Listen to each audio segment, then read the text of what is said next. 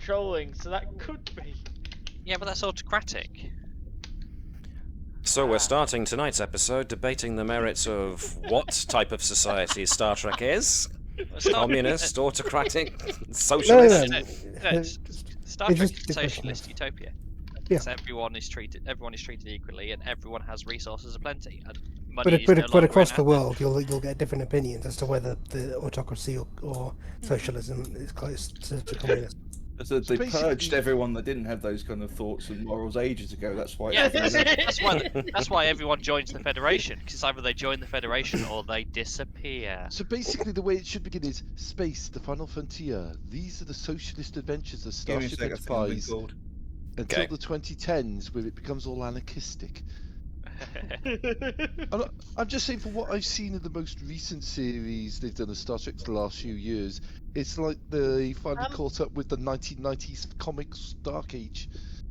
What are you talking about? Star Trek, there's not been that much Star Trek recently. You had Lower the Decks, which is a really good comedy one, which is great because they've not done Star Trek since they tried to do that prequel, and that was almost a decade ago.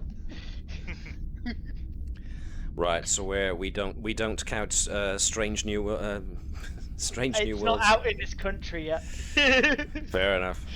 Also, I haven't seen Strange New Worlds. Please tell me that the theme tune is literally the captain going, "A strange new world, we're owned by Disney now in space.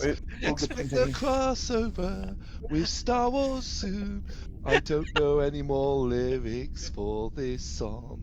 29 days and counting till officially here. Ironically, Disney would never own Star Trek because Star Trek is socialist and Disney is as capitalist as they come. And yet Disney are currently defending a lot of socialist norms in Florida simply because there's nobody else on that side in Florida. You be countering my insanity with your logic and facts. Well, it's more for the fact is they. Why they're countering it? No, that's not why they're countering it. Yeah, because they're a cha-ching! capitalist empire that likes money. You people are loud and have money. Hand it over. Now you're just loud and poor. Bye. Matt, we're taking your game in a new direction, apparently. We are. But this kind of goes very well with the start of last week, where we said, keep your politics out of Star Trek, and I said, right, bye. This is going the opposite way. We are putting politics into Star Trek. And now we're going to Disneyland. Welcome to Star Trek Adventures, the crew of the USS Navis, everybody. We've been talking utter rubbish for the last 3 minutes, 4 minutes flat. And I've been waiting for the opportune moment to interject myself and get this party started. Prison break! So, before we start, is everybody attached to Video Ninja that want to be? Yes. I will take that silence as just a minute.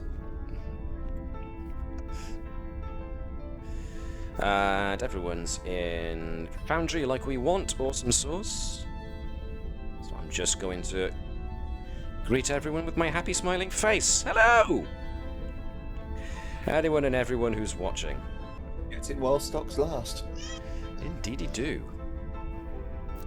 Well, to move things along as quick as we can, because we have a fair amount of mystery to unravel this episode, as last week we saw the crew of the USS Navis called to the Kalmuri system in order to assist with a Federation observation post, which was set up to, as the name suggests, just observe the people of the planet Kalmuri 4.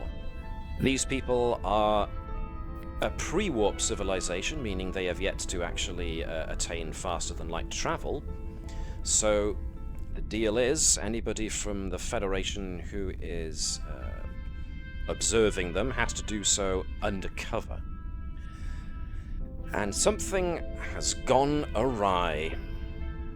the Kalmuri were being observed as testing out their new anti-gravity machine, which was being developed within a university, the Aphios Research Institute, named after the city in which it's based.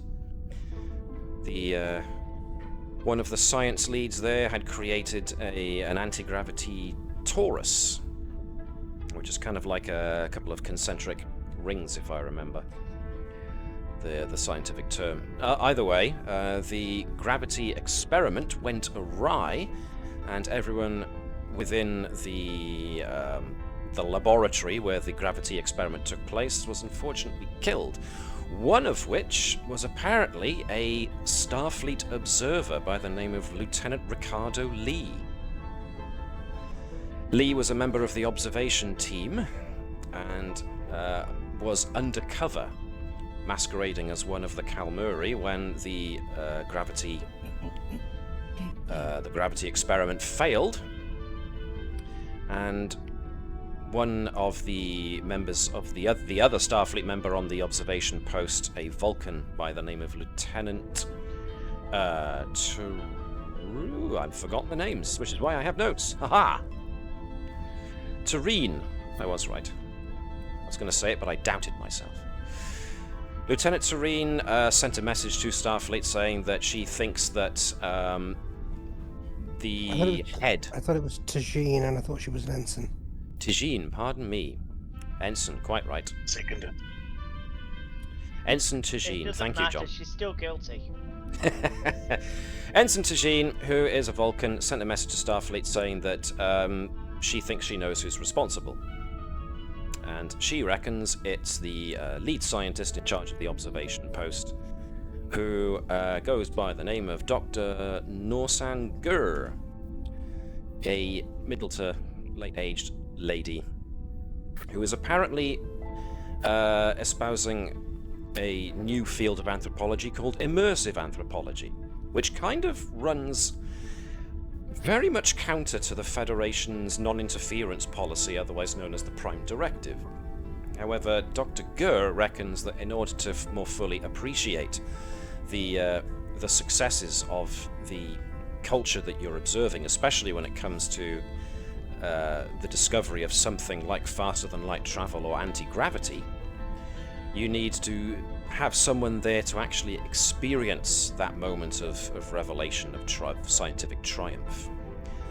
Needless to say, certain members of the crew thought that this was a load of rubbish and was a very dangerous way of looking at things. So, we have an away team from the USS Navis who were sent down to try and unravel what's going on with all of this. So whilst the captain remains on the ship, the first officer, Commander Andrews, along with Ops Officer Lieutenant Nova, the quote-end-quote ensign, Jonathan Edwards, was sent down, thanks to his xenolinguistics knowledge. Lieutenant Gregory Lichud, the transporter chief, was asked to also accompany the away team down. All cultures are equally and uniquely awful. And since he wasn't here last week, John gets to do be the character of Lichud this week, which I'm very much looking forward to. Because the Helm officer of the Navis, which is Lieutenant Thazanan, is best served on board the ship, Jan will be playing the part of Lieutenant Braavo, who's part of the security detail. Naturally, because this is a bit of a scientific quandary, what we're having, as well as an overall mystery, the chief engineer, Kano Vibers, is going down to try and see what he can find, and because they're looking for either a dead or downed Starfleet officer, Dr. Bertram's coming along as well to lend his medical knowledge. So, before we get stuck in...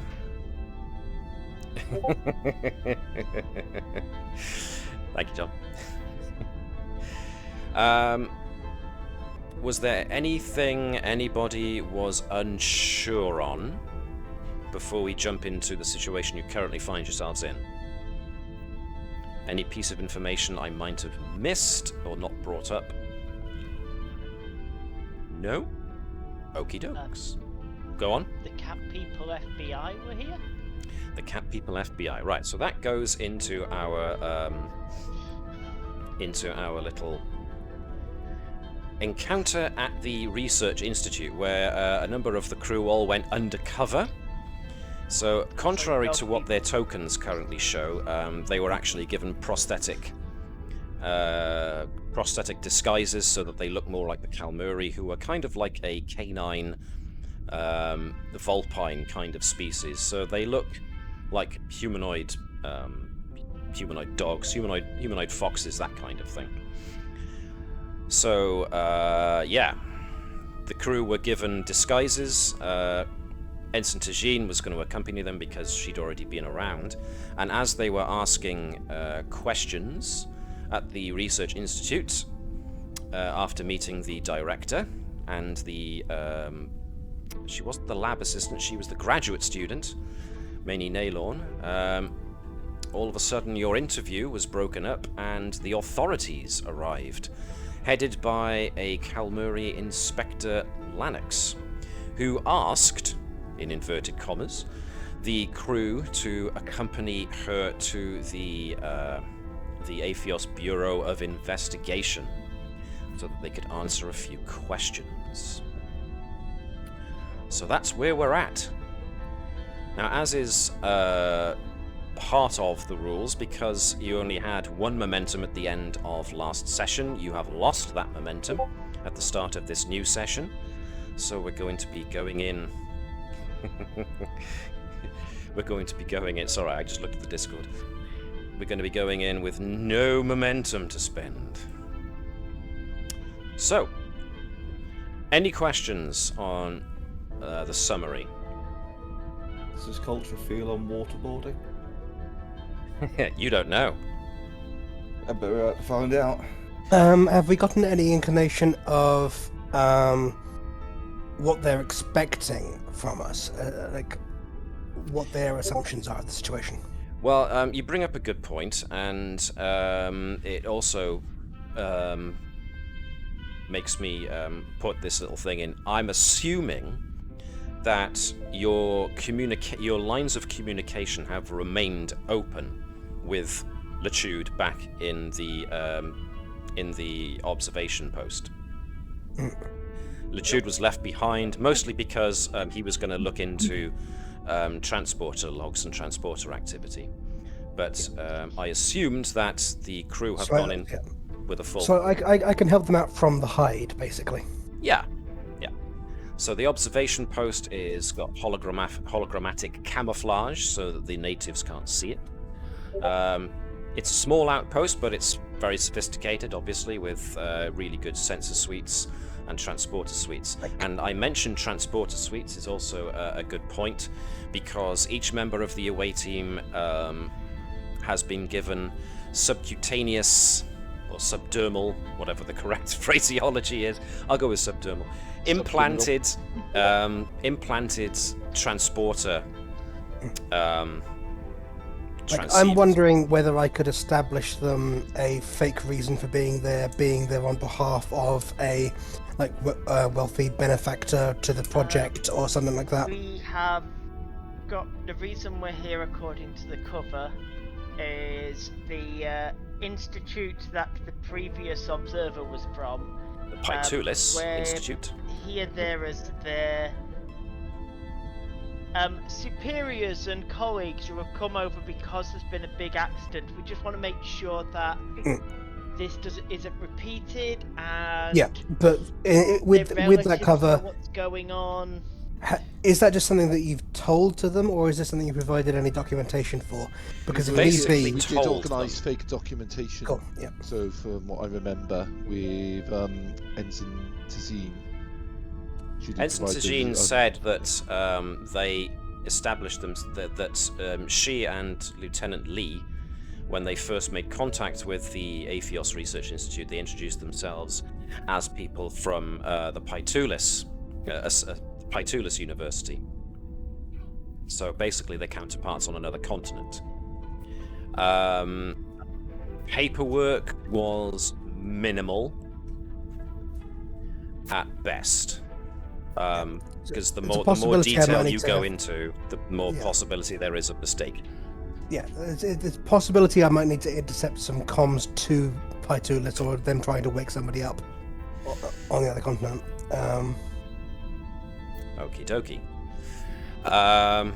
But for the moment, Lieutenant Lichud is currently stuck in the observation post. The others are now in the Research Institute but are being transported off to the Aphios Bureau of Investigation. Any more points? I'm sorry?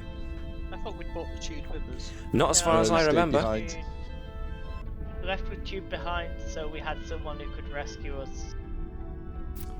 I'm sure that was the reason. It had nothing to do with his abrasive personality. Or the fact that there was a very horrible drudge job that I didn't want to do myself. Could have been that one.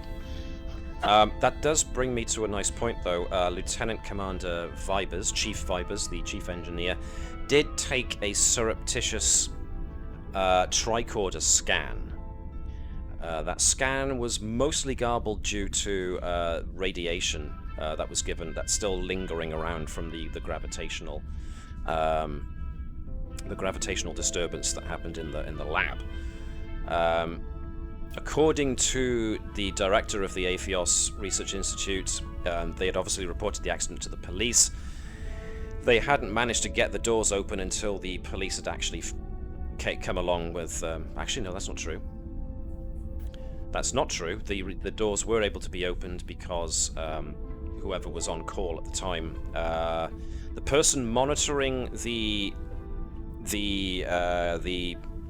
experiment from the outside was a Dr. Jezen, who was apparently something of a rival of the Doctor who had actually developed the anti-gravity torus.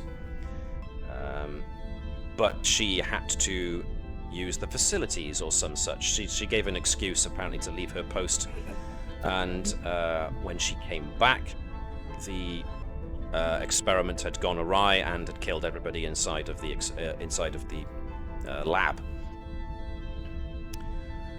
And that was when the doors were opened, was when she had come back and she opened the doors. And the last you saw, there were computer records of this.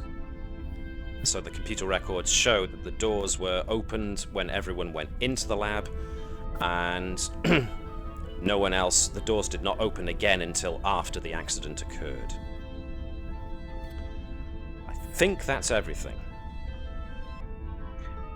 Have I missed anything? Jan? There's some minor details, but important. Yep. The fact that everything in the lab was sort of squished to the middle, except for the precursor anti-gravity experiment from said Dr. Jezen. Yes, this, indeed. Square thing. That's square right. Thing, Very well remembered. Didn't seem to have been as affected by the field. So there you go. Yes, well remembered. We also concluded that the emergency shutdown was inside the test cell and hadn't been activated. Correct. And according to the young lady who was the what's the word I'm looking for? The grad student. The emergency safety cutoff that's is very basic and is very difficult to rig. So it immediately shuts off the power. So it was supposed to immediately shut off the power in the event of high gravity. But apparently it didn't. Any other points that we want to bring up, or we remember, or we don't remember? Because I think that's covered an awful lot. Okay. So... There's one thing that I've skipped over. Uh-huh. I missed the species of Lieutenant Li. Li was human. Okay. Human. So, without further ado, let's move everybody over. So, it's a little time later, you are escorted. You're all escorted in the back of a number of vehicles. Obviously, they haven't mastered anti-gravity yet, so these vehicles are very much terrestrial. And you are shepherded to a rather large and impressive building. I suppose it would look modern in accordance with what limited exposure you've had to Kalmuri architecture. And you're ushered through a large reception area and taken straight past processing, thanks to Inspector Lanix, who leads you to what looks like this doesn't look like a questioning room, because you're all being kept together. This looks more like a presentation room. So, yeah, classroom. Yeah, I suppose so. So, I'm gonna unpause us. And yes, the two officers that escorted you all remain outside the room, and Lanix closes the door before asking you all to be seated at the various tables. So, she says, this isn't an interrogation as such. I just want to get a feel for your qualifications and why you're here. So she pulls out a kind of a tablet with data on it. So you are from the Pytulis Research Institute. Pytulis. How are the stocks of Grabthor these days? I hear they should be kicking around about now. Is there anything I can do to look this up? No, it's more the fact of how the empaths are going to be. Surely That's there'll what be I an want to empath. ask is, does she appear to be bluffing? Well, that's where I'm going to ask both Braavo and Nova to give me insight and command checks. And I'm going to allow you to both do separate checks, and I'm not going to tell you what the difficulty is. Because separate checks, because one's a telepath, one's an empath, so you'll both be getting different information. So go ahead and give me individual rolls. No successes from Nova. 2 successes from Braavo. So Braavo earns you a momentum. Yay! Right, so Nova, this lady is obviously very schooled in keeping a check on her emotions. So she's quite a blank slate to you at the moment. It's not a wall against emotions, but it's definitely you've got a controlled business facade that you can't quite get through. Braavo, however, manages to catch a couple of impressions from his telepathic abilities that yeah, she's testing you. And with 2 successes with an extra momentum, you definitely get... You know she's testing you, so it's entirely probable that she's given you something false. Yeah, I think... Confirm or deny. Now, this is all telepathy going inside of Bravo's head at the moment. Yeah. But I think that's a fairly easy read to make. Is there any, how much access to information does Lichud have in order to feed, don't you mean the stocks instead?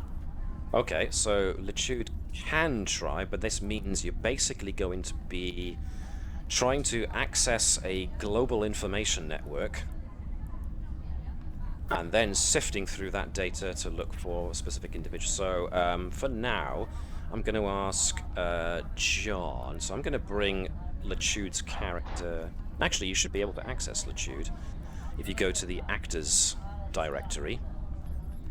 Yeah, I've got it. Right, so if you use Lichud, who should be in supporting characters. Where is he? There he is. If Lichud gives me... let me see. He's going to be using his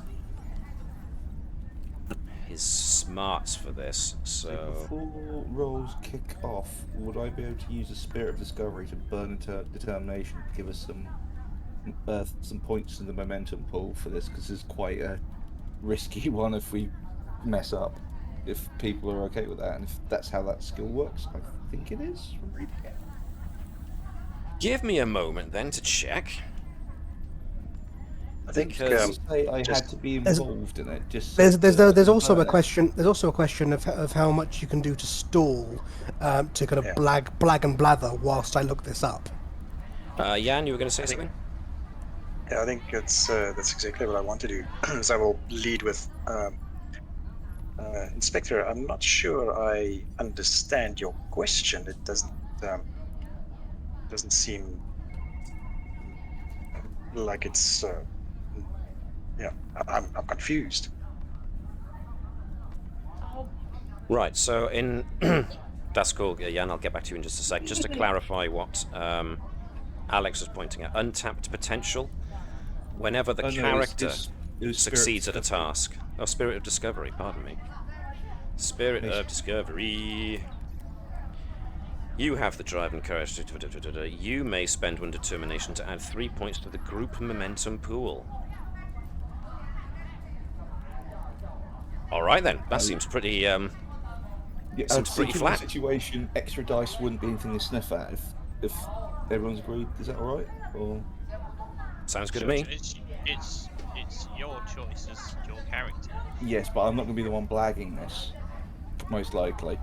No, but it's your choice if you think that it'd be beneficial to the group. Yes, I do, to be honest. There we go, if people, okay, so go down to 1 and it's add 3? All right then, so you've added 3, I see. So well done, you've added to the group momentum pool. Now, Braavo uses the opportunity to say what he said. I don't quite get what you mean there, Inspector. That's a bit odd, your question there. Which gives Lichud a bit of time to try and hack the system. So this... Yeah, let me think. This is gonna be... I'm going to ask for daring on this, because this is a bit of a ballsy move. Daring and science. Okay. Daring and science.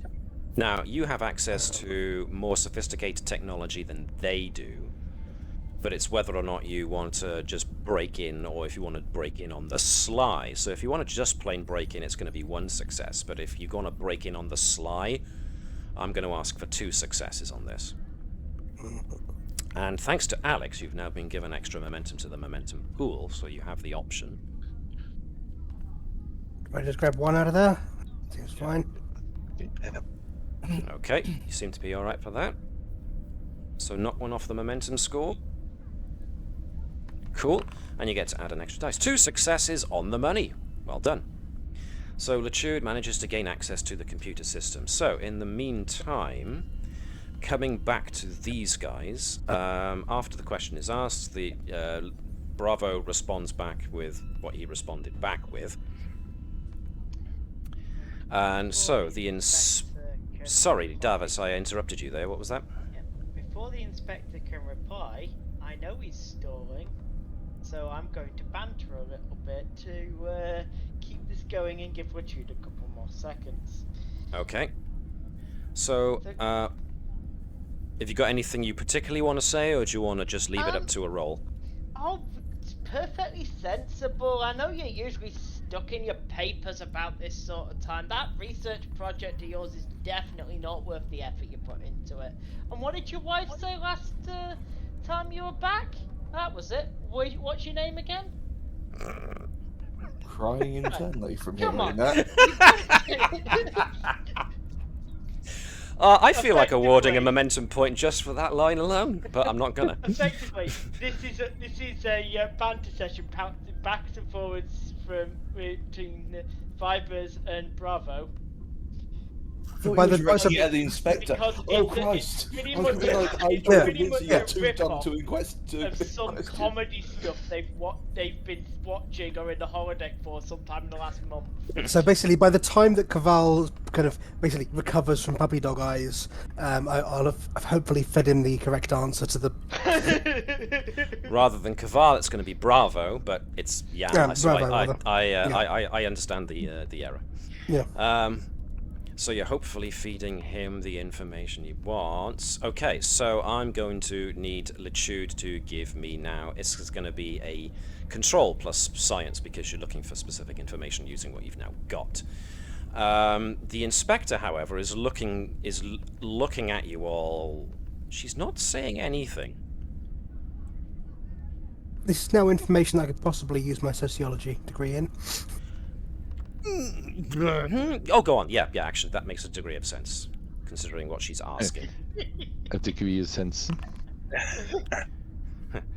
2 successes, which means you gain a point of momentum. Well done. What she's talking about is a species of fish that's native to the Pytulis Islands, but she's asked if they've been. She asked specifically if they've been biting or whatever. You know, if the crops are good. Considering the time of year, those specific breed of fish aren't even due into the Bay of Pytulis for another 3 months. I give this information to Braavo. Well, I think it's probably beneficial if we all get the information.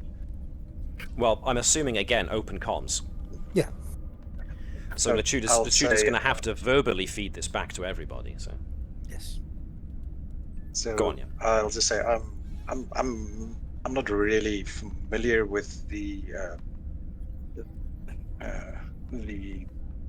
habits insert name of of fish here. Yeah, insert name of fish here. Perhaps one of my colleagues has got the details. Huh. Interesting. They wouldn't even be in season yet. Yeah. Said you spent too long stuck in your own thing. Andrews would speak up and say, my astute colleague is not a fisher, but as far as I'm aware is that they're not even in the bay yet. She nods and seems... She just nods at that. Okay. Well, considering your learned opinions, doctors, or whatever you are, I just have something I want you to look at. This is going to be a forensic picture that was taken by the forensics team of the interior of the lab when we got there. Lights are a bit bright, however, so I'm just going to put this up on a screen behind me. Let me get the lights, and at that she shuts the lights off. Okay, she continues. As you can see, this is the interior of the laboratory. Now, in your learned opinion, is that it look like there's anything that should not be there? The room is pitch black. The screen is not... you can't see if there's a screen. I am going to ask for Braavo and Nova to once again give me those same insight plus command checks again. Both of you separately.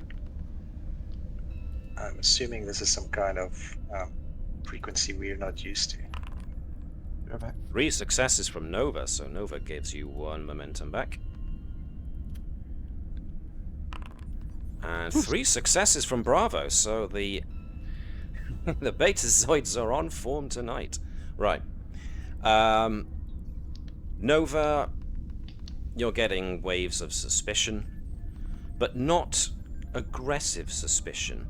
This is a definite test. You're getting the impression, you're getting an emotional impression from her that, along the lines of, okay, you passed that one, now let's see what I make of this. Braavo, because you're a telepath, the images that Braavo is getting from the inspector's mind is you should be able to see what's on that screen, but it's not a picture of the lab at all. Because it's a right, as Jan said, is it a different frequency that our eyes can't see?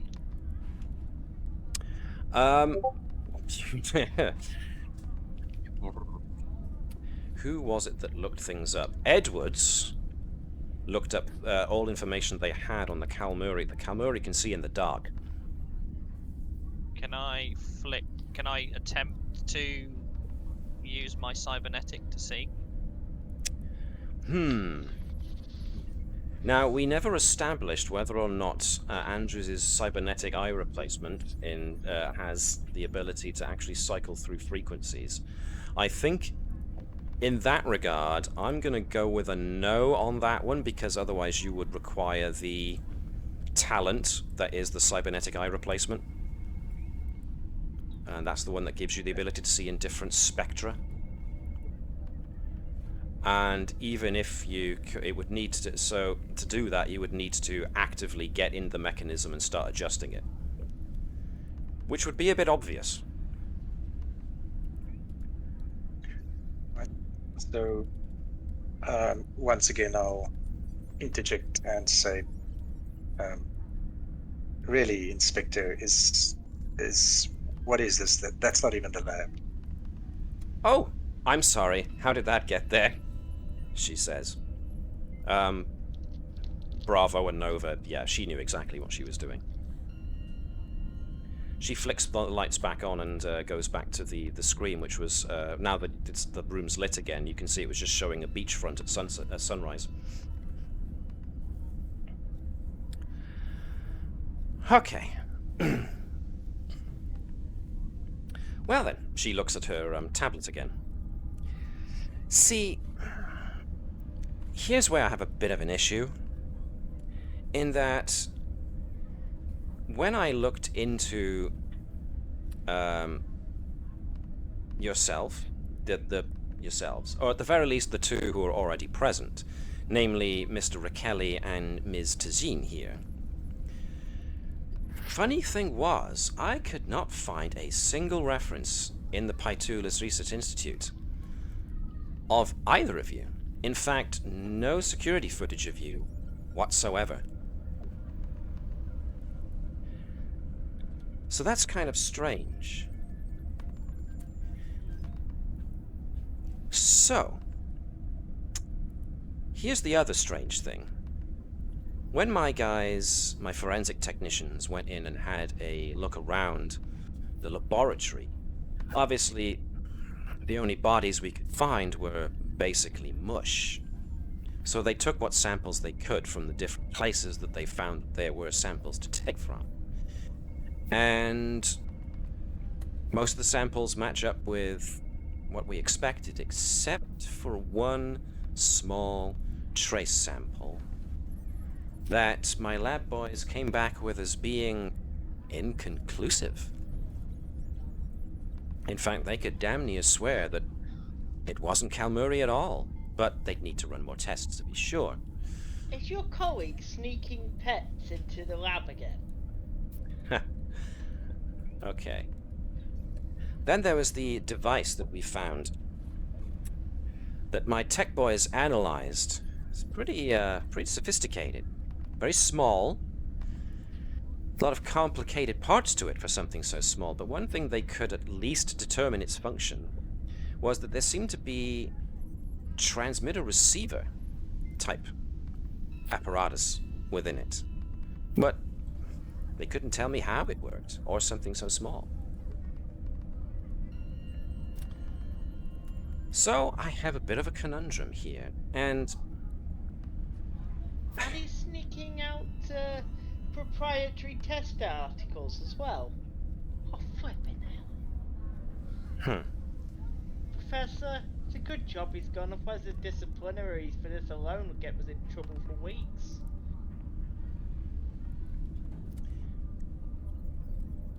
Okay. See, here's my problem. Your identities stink. And that would ordinarily lead me to believe that you were maybe spies of some kind. But if that were true, then surely spies from a foreign power or anyone interested in this anti-gravity experiment would have done a better job at creating cover identities for themselves. That, and you actually returned to the scene of the crime. So if you were sabotaging this experiment, then your job was done, and so why come back? if you were here to get information, then you would have been able to have gotten that information way before the experiment. And according to my lab guys, just as the gravity experiment was running amok, there was the EM detectors inside of the lab that fed information to the observation room overlooking the anti-grav experiment. There was a small spike in an energy type they hadn't noticed before that seemed to interact with quantum levels of space that they weren't familiar with. Beyond their comprehension, was what my lab boys said. And then all of a sudden there's you guys turning up with pretty poor cover identities. And I'm forced to come to a conclusion that sounds absolutely crazy. So crazy, and yet logical, that... well, to say the least, for me to voice it out loud to my colleagues would probably get me kicked off the force. And is also the reason why I brought you into a conference room rather than a questioning room, and why there are no sound devices recording this, or no visual devices recording this interview either.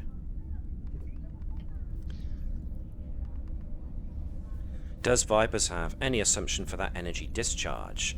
Yeah! Give me an insight plus science. And I'll make it difficulty 1.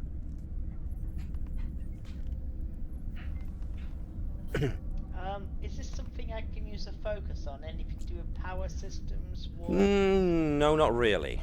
No, not really. And the reason will become clear if you succeed. One success, spot on. This would suggest that Lieutenant Li might have tried to activate his communication device to signal for help, or to signal that something was going wrong.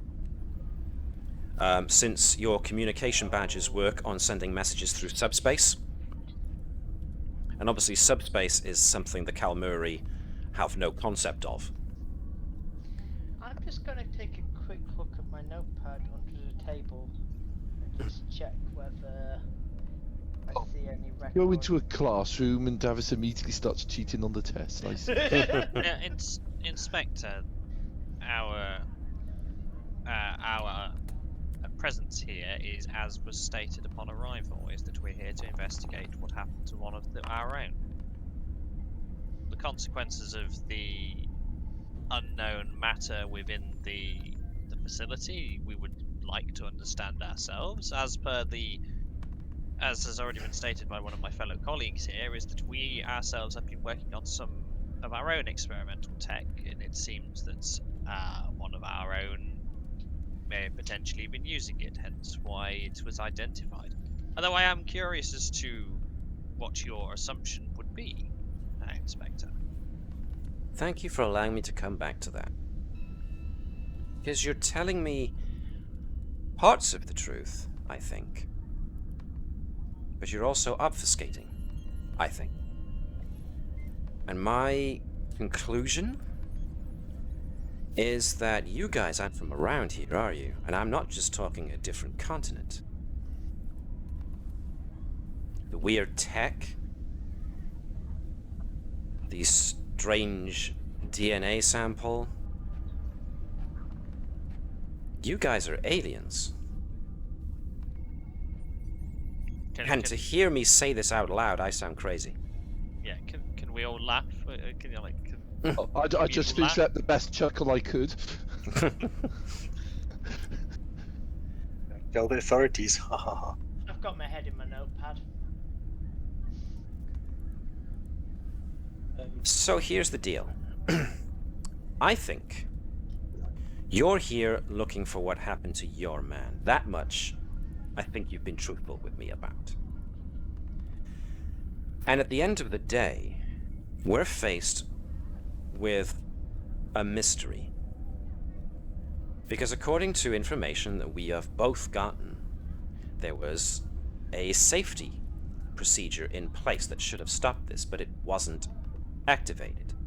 And the only way, according to those we've interviewed, those you interviewed also, the only way that safety procedure could have been overcome was through tampering. But whoever tampered with it had to have been inside of the lab, which meant that they had to have somehow survived what happened. Your assumption is incorrect. Oh?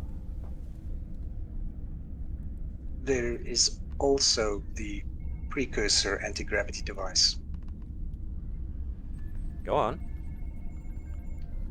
Well, from the, let's call it not a blast pattern, but a suction pattern, directing all mass towards the center of the experimental chamber, it's clear that that device wasn't affected like the rest of the laboratory.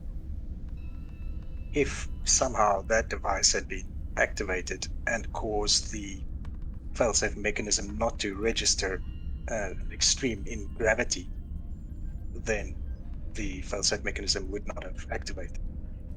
And if that device could have been controlled from outside the chamber, then the person responsible could have been outside the chamber. Interesting hypothesis. Okay. Here's what I'm gonna do. Your deflections aside, I still think what I think.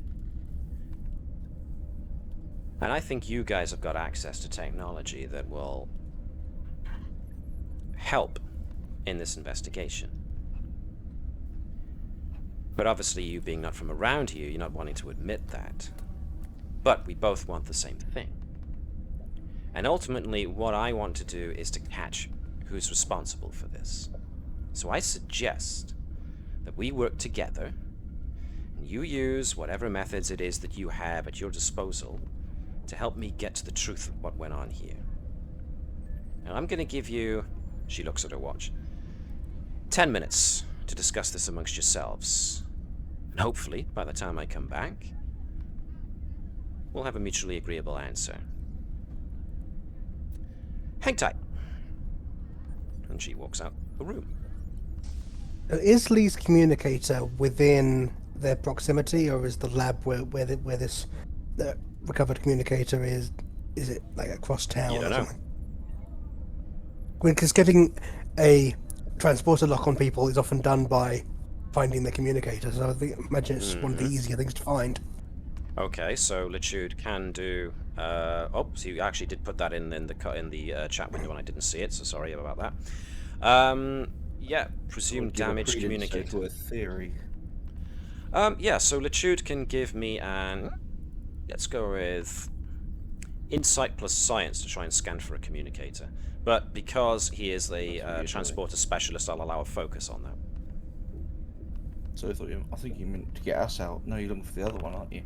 2 successes, so you got 1 success over what you needed, but you're already on maximum momentum. So Lichud does not find the communicator, at least not as its power source as a beacon to a transporter, which suggests So that wherever it is, it's been dismantled. Yeah, or it was damaged so badly that it's non-operational anymore. So either or. If Lichud still has access to the system, would he be able to find the information and potentially remove traces of it? Potentially, but that's just the data. How would you go about removing the physical evidence? Davis, you said something there, but you were quite quiet. Can you say that again? We should probably look at doing the cleanup after we've solved the mystery. Yes, Okay. because the second that all of the physical data suddenly disappears, that's going to hold a vast amount of suspicion on us. At this moment in time, Knowing where the pieces are. Just in general. Yeah, I think it's worth establishing where all of the pieces are in play. But yeah, not to move on it now. well, So- ultimately, Go on, The sorry. decision, however much we try to hide the fact that we're not here, is that the Inspector has a pretty good assumption. Now, we can easily deflect certain information and say that it is as it is, and that some of the information is classified from our research institute. But at the same time, we are on a similar linked path, is that the Inspector wishes to find out what happened here, and we want to find out what happened to one of our own. Therefore, it would be prudent that we actually continue with supporting, but at the same time, the cleanup of information has to be done with great care and at the acceptance of the Inspector, because if information suddenly disappears, that's going to throw more suspicion on certain individuals. Not to mention, So Ensign Tajin kind of pipes up at this point. Of course, any suspicion thrown upon us would make this mission a lot more difficult. The prime directive implications to this entire situation, I am sure I do not need to remind any of you. Prime directive has already been violated in this situation. How so, Commander? How clean are we coming then? How so? Because the Prime Directive clearly states is that we are not to interfere with the development, but we have willingly sent operatives into a facility to directly observe. What's to say that they didn't directly influence? That is an hypothesis that I myself have been considering. It is entirely possible that Lieutenant Li was murdered by Dr. Gur. They did disagree often on her standpoint of immersive anthropology. It is entirely logical to assume that since she has demonstrated that they have disagreements, it is possible, though I do not have the experience myself of such a matter, that she could have felt vindictive and could have influenced the gravity experiment from outside. That's a serious accusation. That would be not only a violation, but a willful, deliberate violation of the Prime Directive. Indeed. I'm not saying it's not true, but anyone who would actually violate it to that degree, well, at that point they have to be considered hostile. And Lieutenant Lichud is currently alone in the outpost. However, he is at the most opportune position of being able to conduct interviews with the observation post personnel in light of this new information.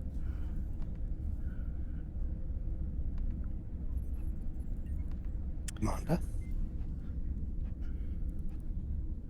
I believe Lichud is asking for the commander's permission to start questioning peeps.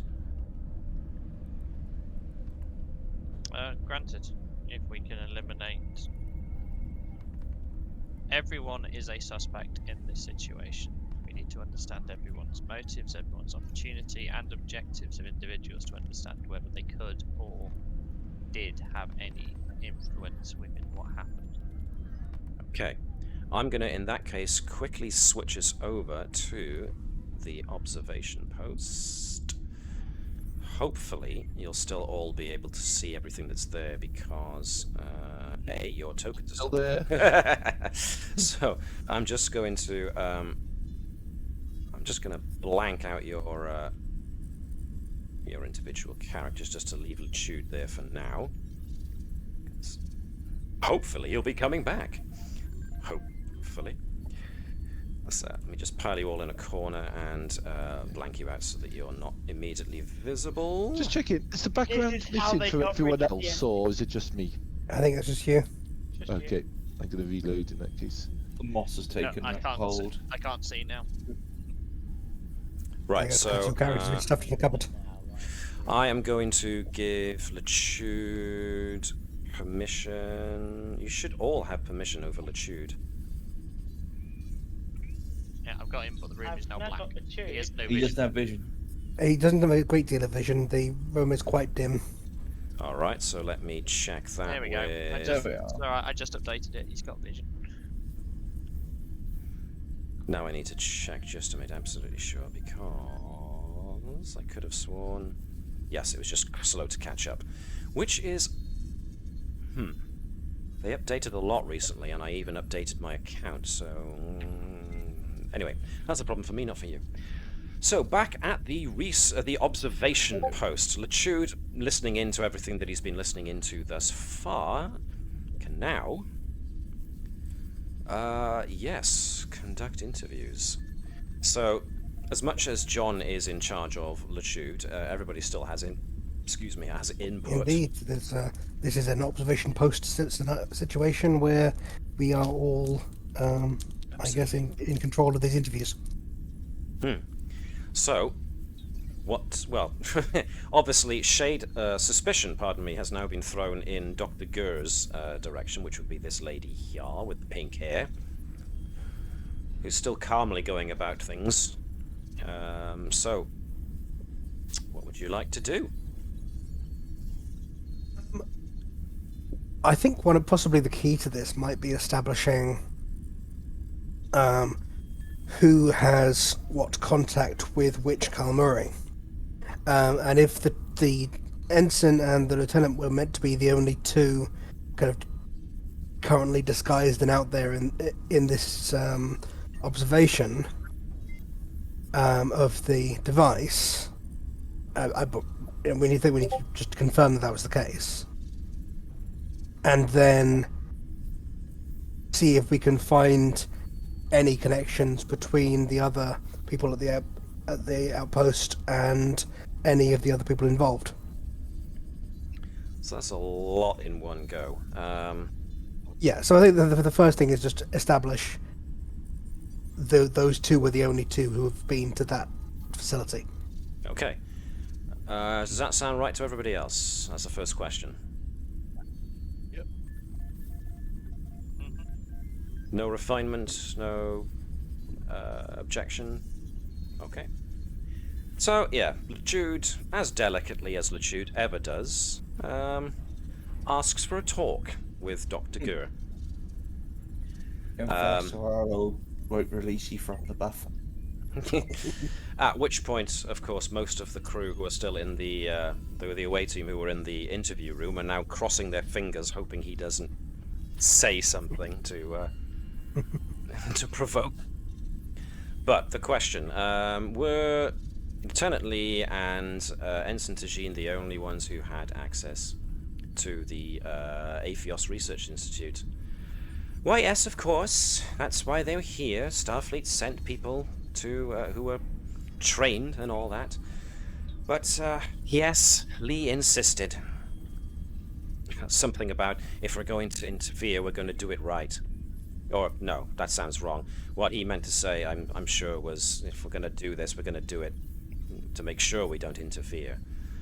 He was very vocal about his prime directive all the time. But yes, Li and Tajin were the only two who had access, who were the ones sent out to observe at the Institute. And then I think possibly taking a page out of Inspector Lennox's book, basically drop falsehoods about Maklet, Jazant, and Alorn into the conversation, and see whether any of them are questioned, corrected, any eyebrows raised. Refine that for me a bit, please. What are you actually doing? Not sure I quite get the gist. Basically trying to get any clue that either Gert or anyone else here knows more about the players involved on the Kalmuri side than they should. Right. So you're dropping names and maybe mannerisms or behaviors that are counter or even just physical descriptions that wouldn't be in the report. Okay, what do other people think? Or has anyone else got any other idea to what to ask? I've had some ideas, but we would need one of the Nova or Braavo there. Yes, thank you, Betazoids. We basically potentially saddle up to the idea of the other precursor gravity machine, but just for reading, but then again, we don't hang on there, so there's no point in saddling up to it. Okay, so you're hanging on to that as a request to go I and... mean, for future, because it'll be easier to read rather than relying on Lichud to try and suss out. Although I'm not saying you can't, it's just it'll be a bit easier to have someone detecting emotions as well. Yeah. So at the moment, it- this is kind of just... Go on, sorry. I think it would also be useful if we can establish a timeline of when the gravity research switched over between the two Kalmuri professors, Okay. anti-gravity research. But that's going to be something for you. That's more of the hacking checks, isn't it? Yeah, that's going to be as much depending on how the rest of the team responds to the inspector. So Yeah, because if you now- basically get partly onto the inspector's team, the inspector can just give you that information. So as far as that, Lichud just saying, oh yeah, there's Director Macklett, strange fellow, bit short, bit plump for a man who's as young as he is, and Lichud gets no response. In fact, Dr. Good just kind of goes, what? Huh. And then she kind of starts typing up, and from Lichud's angle, you can see that she's actually searching on the person that was mentioned, and then brings up the data. At which point she just kind of talks her like, "What are you talking about?" Look at Lichud. So before I go back to the guys in the Bureau of Investigation, one more thing that Lichud could ask. Anybody? Okay. What records do they actually have on the precursor one? Because what do they have noticed any differences to the one to what actually caused the accident? I was thinking there might be something to take a look into. If one's seems slightly different, well, you kind of. And that again comes down to your response to the inspector and how free you're going to be able to move about and look at things. So I'm going to we're looking for much more observation post questions rather than crime scene questions. Their observations of the development of the machine compared to the one that caused the accident. That's still going to require talking to people in the APHIOS Research Institute rather than the police. Right. So, fair enough. That's I meant from the observation post. Well, observations of the experiment, but fair enough. The observation post, is it possible to just get what records they have about this weird precursor thingy? That's pretty much what I was trying to say. Yeah, but you were trying to compare it to the original, and yes. I'm not this saying is just trying outright to compare retrieval. or get context. Just Fair enough. what do we know about that weird shit? Well, chances are also that report would probably have been written by Ensign Scene, who's with you. It But might yes, be, but I'll get her Jude written getting account. the report and having a good read through it while we're stuck talking to the inspector might be a really good use of time. Indeed. Something. Go on. Which there's something which would be useful to get from the observation post, but it's not directly related to interviews. And that is if we can get any background on the inspector herself. That's something Lichud could do by hacking into personnel files and whatnot. If Lichud wants to do that. But this comes back to that Lichud has just been doing his interviews for now, so we're going to have to come time back for that to that later, maybe. Yeah. So back at the APHIOS Bureau of Investigation, you guys have been sat in this room. So what decision have they come to? Well, do we have? Commander, how honest with her can we be? Without you throwing us to internal affairs. We don't reveal the whole truth. We've revealed enough information that she distrusts but believes that we have honest intentions. Therefore, I suggest we reveal very little further, but state that we're intending to investigate the situation anyway, and that any assistance we can provide to the investigation, we will share our findings. Okay. Did we hint that we're part of some secret government organization? No. Because the second you do that, you will instill an idea of that there is a government agency that is deliberately covering up. I believe there was a similar incident when the original Enterprise crew, before the Prime Directive was fully established, had, well, potentially led to severe repercussions because of one white lie that was told. So I suggest that the information we share is brief about ourselves, but our reasoning behind wanting to assist is genuine. Any other notes on that? So we're just going to tell her we're here to investigate our missing colleague.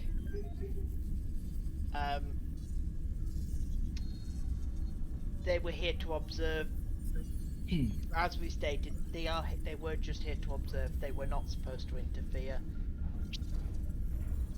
We're here to clean up any mess they made, and well, I don't want to. I would probably dial that back a bit.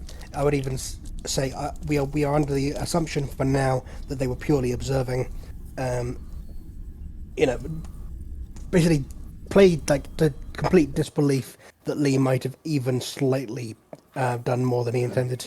Mm-hmm. The question that was actually brought up in Inspector was, will we work with her to actually find the truth of what happened? I believe the answer to that question should be yes. Yeah. All we need to do is just agree to her terms. Yeah, so it's a case of that's the answer that we give to her then. Yes. Isn't it just as simple as that? Yes. We will not reveal any further information. But we will agree to the terms that we will assist in the investigation because we want to understand the situation ourselves. Mm-hmm. As we lost one of our own from the Institute. Dismantle her projector, so I want to know how that works. No. So Nova gets up looking to go over to the projector. Yeah.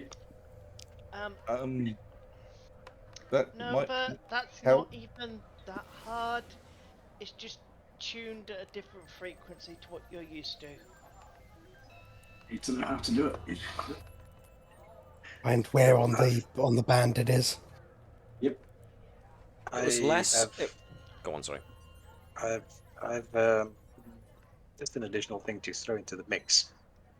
I still have that slap-on transporter assist doodad. Give it a scientific name. The doodad, indeed. Could we- The emergency transporter, yes. Yeah. Could we jury-rig that to help us clear up some of the mess if we can get it close to the evidence? Potentially. I think we would have to earn further trust to gain full access into the evidence requirements. And there... I think some would of it the be too evidence far would to say that might be yes. part of our terms? Some of the evidence would have to be recommended that it disappears. Mm. Okay. Definitely. Anything else that anybody else wants to add then? Alrighty. So, you've come to the decision that you're going to reveal only as much as is necessary to agree that you're going to work with the Inspector. You're not going to reveal that you're actually aliens from outer space. No. Just working out of space.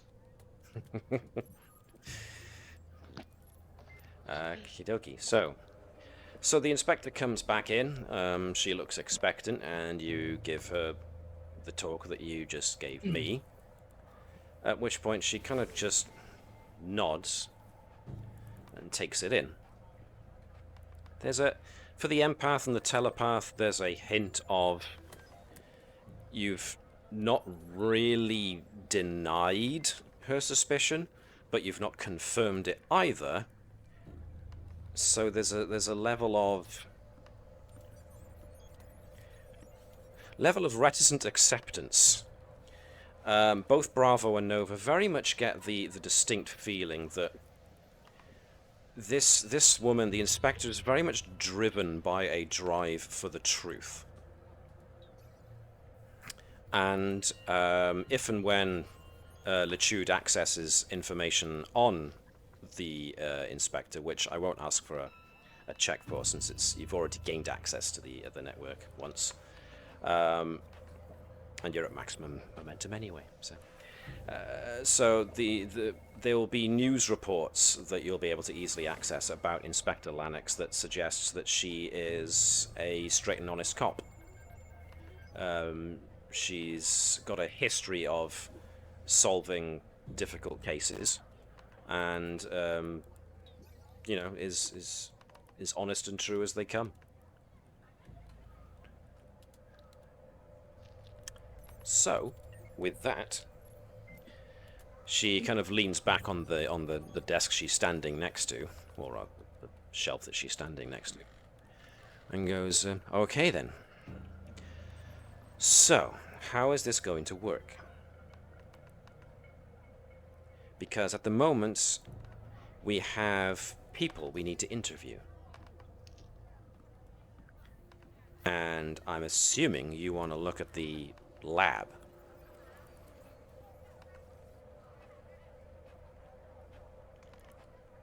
No comment. That's correct. From our opinion,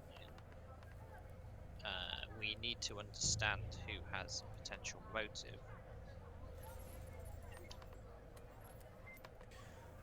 And at the same time, we also need to come to a conclusion as to what, if any, sabotage was implicated.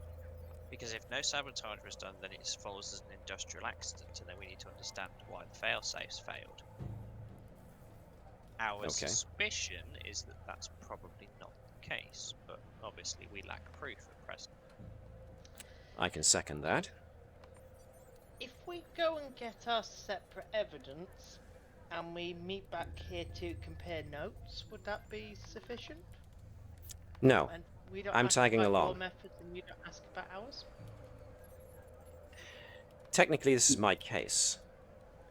I can allow you on to help me, but I'm definitely tagging along with wherever you're going. Would this be at the regular consulting fee? She kind of grins at that, but doesn't say anything. We'll call this we'll call this a search for the truth first, huh? We'll worry about the specifics later. I was thinking joint operation, but fair enough. However you want to word it, that's fine with me. Well, as it actually stands, is that the Institute is offering its aid and expertise to undertake an to support the police, as would any normal procedure. Therefore, there's no special interactions, there's no special requirements or necessity. It's that we are merely doing our part as citizens to undertake and aid the law behind the trade. Civic duty. Thank you for filling in the forms for me ahead of time. Okay. First, we need to narrow down our list of suspects. The one that sticks out most obvious, of course, is the rival scientist. But I'm curious as to what you guys think. I think if we stick to the good old method, motive, and opportunity, we can do that. I think if we discover the method, then the suspect list will be narrowed considerably. Okay. I suppose that means you want to go look at the lab first, huh? It would be the obvious choice. We haven't had a chance to fully investigate the lab itself. Okay. Because we need to understand what happened with the incident. Because as we said, if it is if we can determine the cause of the collapse, we could potentially then eliminate whether it was sabotage or whether it was an accident. Okay then. I'll go get a squad car to take us, and I'll be leaving the officers behind. Stay here until I can get you, and then we'll ride out together. Better be a big squad car. Huh. Yeah, maybe I'll get one of the wheat meat wagons. Okay, be back in a minute. So, anything, if I quickly zip us back to the observation post, then anything that Lichud wants to get done whilst these guys are in transit to the lab. As reticent as he is to take Tajin's accusation at face value, is there kind of anything that he could reasonably do to try and follow up on it directly? He could try and determine if she does indeed have motive to kill Ricardo Li. Indeed, trying to investigate whether Tajin's report of their animosity was accurate, or if they had any other personal relationship. As a thought, was there internal security cameras or recordings for the actual observation post? Because that might glean some light on their interactions, how they might have changed from initial assignment to what they are now. So Lichud has access to the computers and the transporters and all that. He also has access to Dr. Gur and her two assistants. So, where do you think he should go first? I think let's not write Tajin off either, because push. Yeah, I think it's probably the best place is to go. very suspect. The best place to go is probably Lee's personal logs if he has access to those. Ooh, nice. Okay. So what do other people think? Lee's personal logs first, or interview Gur, or what? What do people think? I think, logs. yeah, Logs. and sort of like both the personal logs definitely, and also any operation logs of general processes in the lab, especially if there are any convenient sort of like missing data at around the time the accident happened, like someone did something from here and then deleted the record. Okay. Shaun, what do you think? You've been a bit quiet. BRB.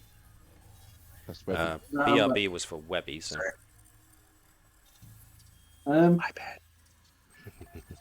It's okay. I suppose the logs are the best place to start. It's kind of. Do we have access to the other scientist as well? By anything about the original experiment? So we're talking about the Kalmuri. Yeah. Okay, well, Lichud won't be able to get at that, except for maybe basic reports of what the observation team observed. But because they supposedly been doing immersive observation, so surely they were doing that at that time as well. Alrighty then. So again, Lichud has already established that he's pretty good at accessing information, and because he's a lieutenant and he's just basically accessing personal logs, especially in a security situation, I'm not going to call for a check. Lieutenant Ricardo Li, pretty good at keeping logs, as you would expect anyone Starfleet trained. A lot of it is very technical stuff at first, but the technical observations about things. But there are more than a few complaints about the risk to the Prime Directive that Dr. Gur's immersive anthropology introduces. So it starts off with a lot of vitriol. Let's not say that, vitriol. But it starts off with a lot of concerns.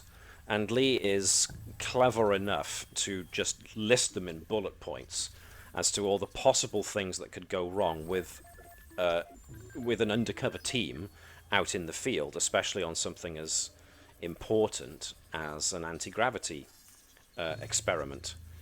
And yeah, they all make a lot of sense, you know, that you risk getting discovered, and if you're discovered, then all of a sudden, why is there an alien in the middle of this very important... So up to the point of getting himself killed, he's behaved in the way that we'd all hoped that we would if we were being terribly mismanaged. I will ask for Lichud to give me a... Insight plus science check, please. And I'm going to make this difficulty 2. Might want to ask for some... As I take a momentum. As long as everybody's alright with that. Okay, everybody seems okay with that, so take a momentum. We've got a reasonable sized pool, so... Yes, indeed, you. 3 successes, so, yeah. So, as Sophia Andrews. No, Lichud, there it is. Sorry, my screen was catching up with itself there. No, it wasn't. I was reading the Be Right Back line and the BK line, and my eyes got confused and interpreted the dice as being from Everything Andrews. merged. Okay, I'm fully in control of my senses and my brain, he says, hopefully. Okay. One of the later logs is quite short, and it details the... it's like a day before the actual experiment, and therefore the last log. And it lists basically a line just saying, Ensign Tajin and I going out one more time against my better judgment. And there's just something about the log that seems a little too clipped. So looking at... Edited down. Yeah. Looking at... so kind of in a way of looking at the keystrokes, you don't manage to get what was actually said, but you gain the impression that the report was originally a lot longer, but then was cut down. Then a little bit more was added, but then cut down again, as if Li was going to say something, but then changed his mind. Tried to say it again, but then changed his mind again, and then just left it at that. So that's what you got from that. What do you want to do from there? And this will be the last thing before I jump back to the guys at the lab. If he was giving this report by dictation rather than typing it up, there might be a security log somewhere of the room when he was doing it.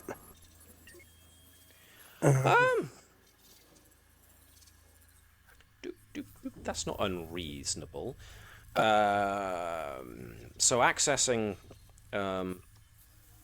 actually, you got the momentum back because you got 3 successes. So that's accessing security logs. Security only covers this area, the main observation post. So it's entirely possible that Li dictated this while he was in his quarters, where there is no security, because that would be an invasion of privacy.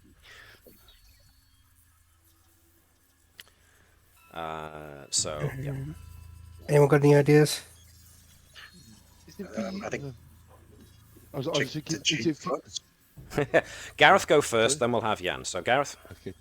Sorry. I was wondering, is it feasible to actually see if we can check all times that this last log entry was accessed, in case it was changed after the it was fact? originally made? Okay. Jan, what was your thought? Check the genes logs to see if they match. Okay. I'll allow both. That's fine. Boom. Lichud with 3 successes on accessing that. There's no evidence that the log was redacted afterwards. It definitely seems it was done whilst the log was being dictated. As for whether or not Ensign Tajin's logs match, well, she's a Vulcan, so accessing the Ensign's logs are, to Lichud's mind, an exercise in what's the word I'm looking for? Tedium. Everything's so clipped and scientific. It's like, man, this girl has no personality whatsoever. She's as interesting as a drying petri dish, you know. Moss. But the her own log of the same day as the the one that we're concerned with Lieutenant Li just simply states date and time of the next infiltration, which matches up with what Li said, what Li indicated in his log. Okay. If that is satisfactory to everybody. Yeah. So basically, Lichud will come back to people that Li seemed to be trepidatious on going out for this final experiment. I can't find details yet as to why, but he certainly seems to have been in at least two minds about the thing. So, let's take away the Popo, as the other guys arrive back at the Institute. So we've lost the Popo, and we're just with Inspector Dodo. So we're back at the Aphios Research Institute, and we are going with the okay, so you have once again. Now, was there anybody you wanted present, or were you just going to just plain old look the place over? I think we want to look it over cold eye. Okay, so I'm just going to take away the people with it. So you make it back to the Institute. The inspector is with you. She asked for. She went up and asked the director for access to the lab once again, flashing her badge, saying, police business. These guys are with me. Indicating yourselves in that regard. So, yeah, the director lets you get on with it. So, back down you come. So, what's the first thing you want to do? I want to see how this other gravity device works and how it is controlled. What everybody else wants. I'd like to get some proper scans of the whole area, because my previous ones were quite fuzzy. Okay, so Vibers is doing a plain old scan of the everything, so I'm just going to put him kind of central. Yeah, just to get that kind of idea. Whereas Braavo wanted to check out that slab specifically. What about the rest of you? I want to take a look at the slab. I don't know how relevant I might be able to technically use what from my ancient technology, because it's not far off. It's not far off, so I'll allow a certain amount of leeway there, because it's basically applying the same kind of thing, but just changing a little bit. It's a little bit outside the box. But I take it from your position, Shaun, that Nova is investigating the gravity torus to see if you can tell how it worked, or some such. Okay. Check it for tampering, but also try and figure out how it works as well. Okay. So I got the impression of Nova just underneath these hoops, swatted them, going wow. What about the Doctor? What would the Doctor like to do? Is the Inspector going down with like the biggest part of the group? She is currently looking to just stay here in the observation room and just look. Yeah. Well, what my initial thought was like to have a look forensically to see if I could see any sort of like evidence in the control room where someone was supposed to be watching. But I'm not sure I want to actually whip out my Starfleet medical tricorder and stuff while the Inspector is in a position to see it. Okay, so you'll probably want someone to run interference for you. So what would Andrews like to do, or what would you like Tajin to do? Now, Tajin's specialties are obviously anthropology and sociology, so... Yeah. Technically... Vulcan playing distraction role. I could offer her to come and check the machine out with me, and I'll offer to talk her through how the science and things works in case I find any tampering. This is the Inspector, yeah? Yeah. So Nova's going to try and walk the Inspector through how the gravity torus might have worked?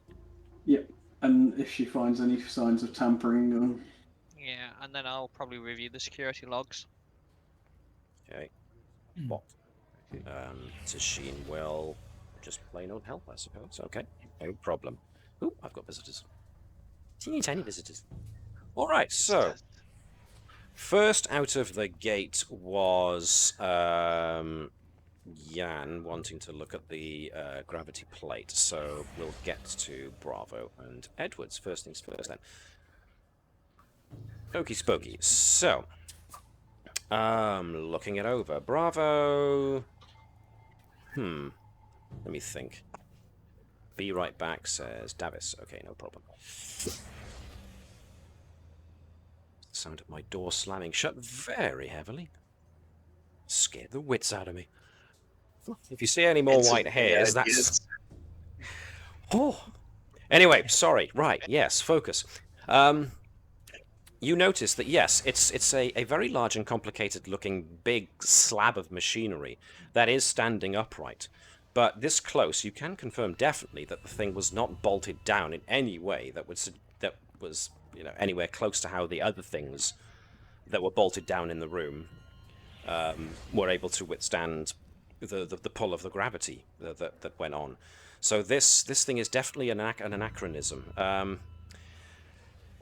One thing Braavo notices from looking is that if you were to crouch down, the thing's at a bit of an angle, bit of like a...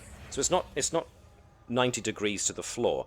It's more like kind of 45, 50 degrees angle. So someone, if they crouched, could get behind it. Now, Edwards.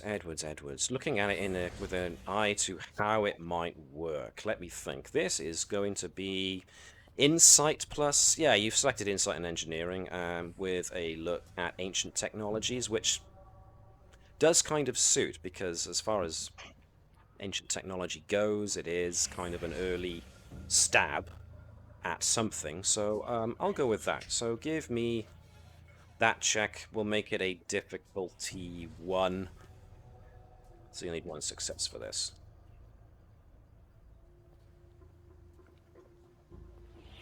Think it'd be worth grabbing a momentum, or What do people think? It's only difficulty yeah. 1. yeah. Let's see if we can get extra yeah, information. Yeah. But no, I'll roll the 2.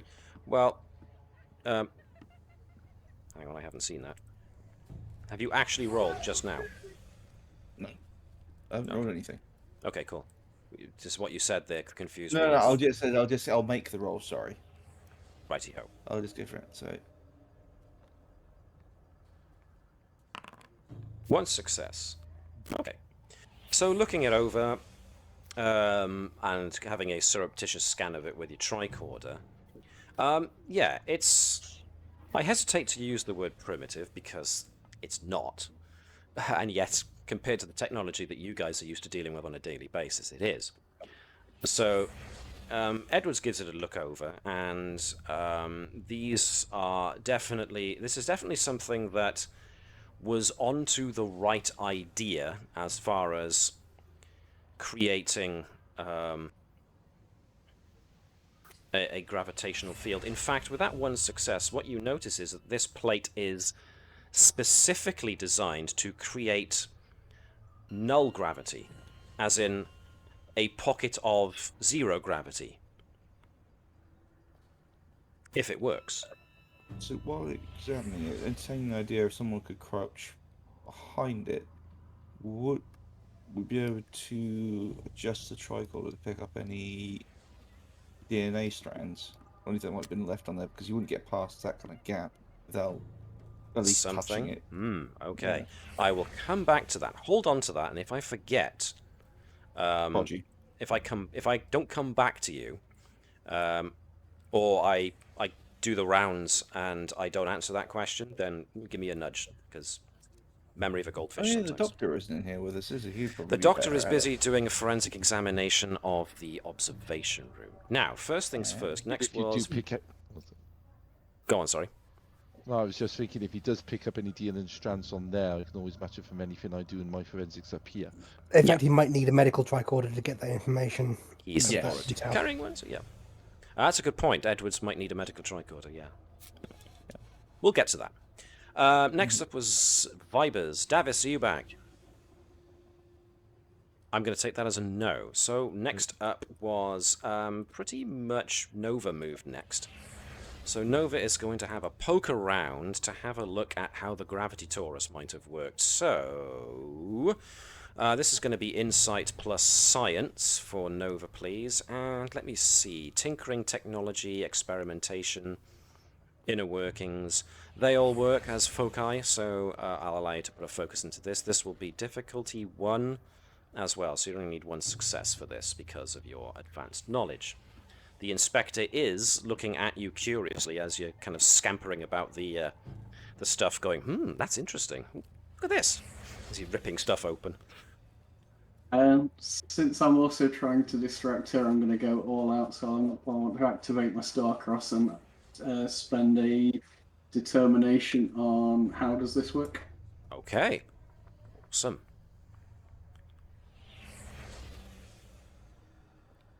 In that case, if you're going to do that, I am going, never mind. Beat me to it. Never mind. 6 successes. My God. Yeah. Wow. Okay. So this is a very good distraction that you're putting on here. You are pretty much baffling her with technobabble, even if that technobabble appears to you to be entirely accurate as analyses. You can kind of, in between you basically explaining how the gravity torus worked, at least hypothetically, as far as you understand this, which, considering that role, you really, really do. The inspector's not an unintelligent woman. She's obviously getting some of it. She's just not getting the nuances, the tech speak of it. So she's only following some of it, which is probably what you wanted anyway, in order to basically blind her with science.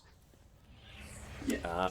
But the gravity torus, yeah, it uses a very interesting technique of trying to create a focused ring of gravitons, basically. I mean, the Kalmuri don't have a word for it yet, but the torus was used almost like the Hadron Super Collider. It was trying to move particles around to create at greater and greater speeds in order to create like a pocket of gravity in the middle in the event horizon, which evidently must have happened. But part of your analysis was to do with whether or not it had been monkeyed with, and you do find that the torus itself is definitely hard linked to its power supply, which definitely does have a cutoff, in that there is basically a button, or more like a switch, I should say, somewhere near on the wall near to the entrance door to the lab. And the switch is really basic in design and more or less foolproof. If gravity inside of the lab starts getting too high, it'll start to draw the switch to it, which will then cut the connection and cut the power to the torus. Simple, but very effective. The fact that that didn't happen definitely means that someone tampered with the safety switch. Yeah. I'll slow down that part and make sure she's well aware that should be part of her evidence. Yeah, so you at least slow down the technobabble enough so that she can get the concept of, yeah, somebody definitely monkeyed with this. Next up was going to be Viber, so I'll get to Davis now. Yeah. Can I get you to give me and this is going to be, let me think, this is going to be an insight plus science for you as you are doing a scan of the whole place. Okay. Can I claim any of these? Let me see. Warp field dynamics, power systems. Electroplasma, possibly. It's not. It's not an electroplasma system is the problem, but warp field dynamics might very well come in here because you are dealing with anti-gravity. a system to basically Cool. create, lessened mass, potentially. So I'll go with that as your focus. You can use that as your focus for this particular check. Yes, and doodly do. I will go with a 2 successes needed for this. Right. I'm going to burn a momentum on that, if that's alright. No objections, anybody? No Joskins? Now, forever Spiff. hold your peace. Oh, sir. Or should I say, since this should be Trek, oh my. 4 successes. Well, you definitely get that back, and you can ask questions. So, you were basically scanning the whole lab for anything out of the ordinary, I take it, was it? I'm trying to get a full scan that we can use to run our own simulation of what's happened and what is likely causes that we could then try and replicate in the holodeck. Okay, so you're basically That's getting my idea, trying to. 'cause then we can... It's like forensic science, trying to get enough information to get an accurate recreation of what might have happened. Yeah, because I'm an engineer in the 24th century. What do? You scan the world, you put it in a holodeck, you go, put the murderer over there, fire. Bit to the left. Bit to the left. Yep. I get what you mean. So, let me see. Obviously, there's the presence of gravitons, but there's lingering traces now, which is understandable, considering the planet's own gravity would have asserted its eventually. But obviously, there's a lot of wreckage in here, which does suggest gravity damage. Now, the gravitons generated by the Taurus are fairly standard, and as such, tetryon radiation would be present on anyone or anything that was present at the moment of the accident. And you are getting, naturally, because stuff happened in here, you are getting tetryon traces, but those traces are less than they were originally, obviously because some time has passed since the actual accident. Seeing as you got 2 successes over what you needed, this does give you the chance to ask 2 questions and gain information. First one is there any point around the Taurus which isn't the set, so any point that is obviously different, where there's a spike in this type of radiation here, there's specific damage in this area which doesn't fit with the rest of the pattern? Okay.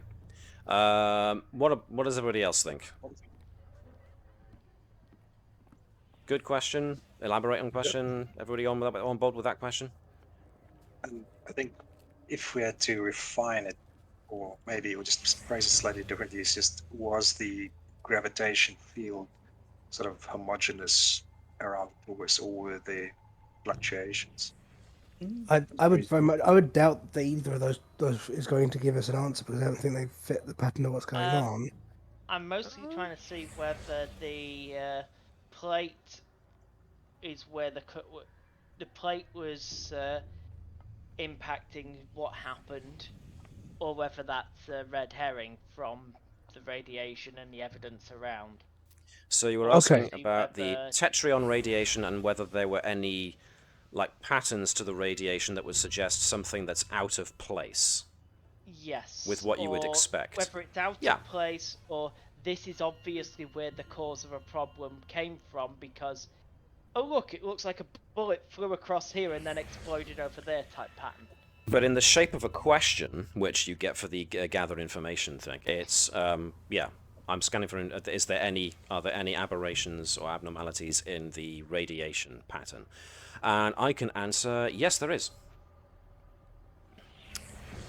Well, you didn't think you were going to get any more than that, did you? No, okay, I won't be mean.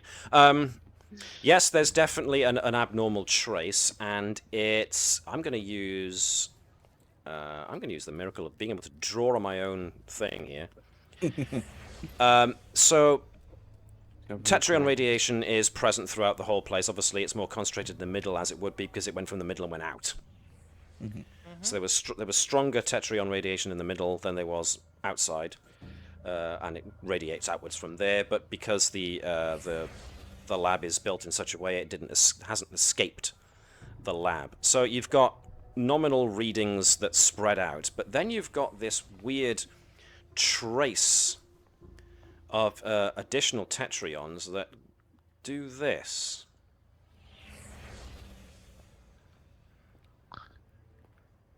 So if you imagine there's an ambient level of tetrion radiation in the room, and as well as that ambience, you've got this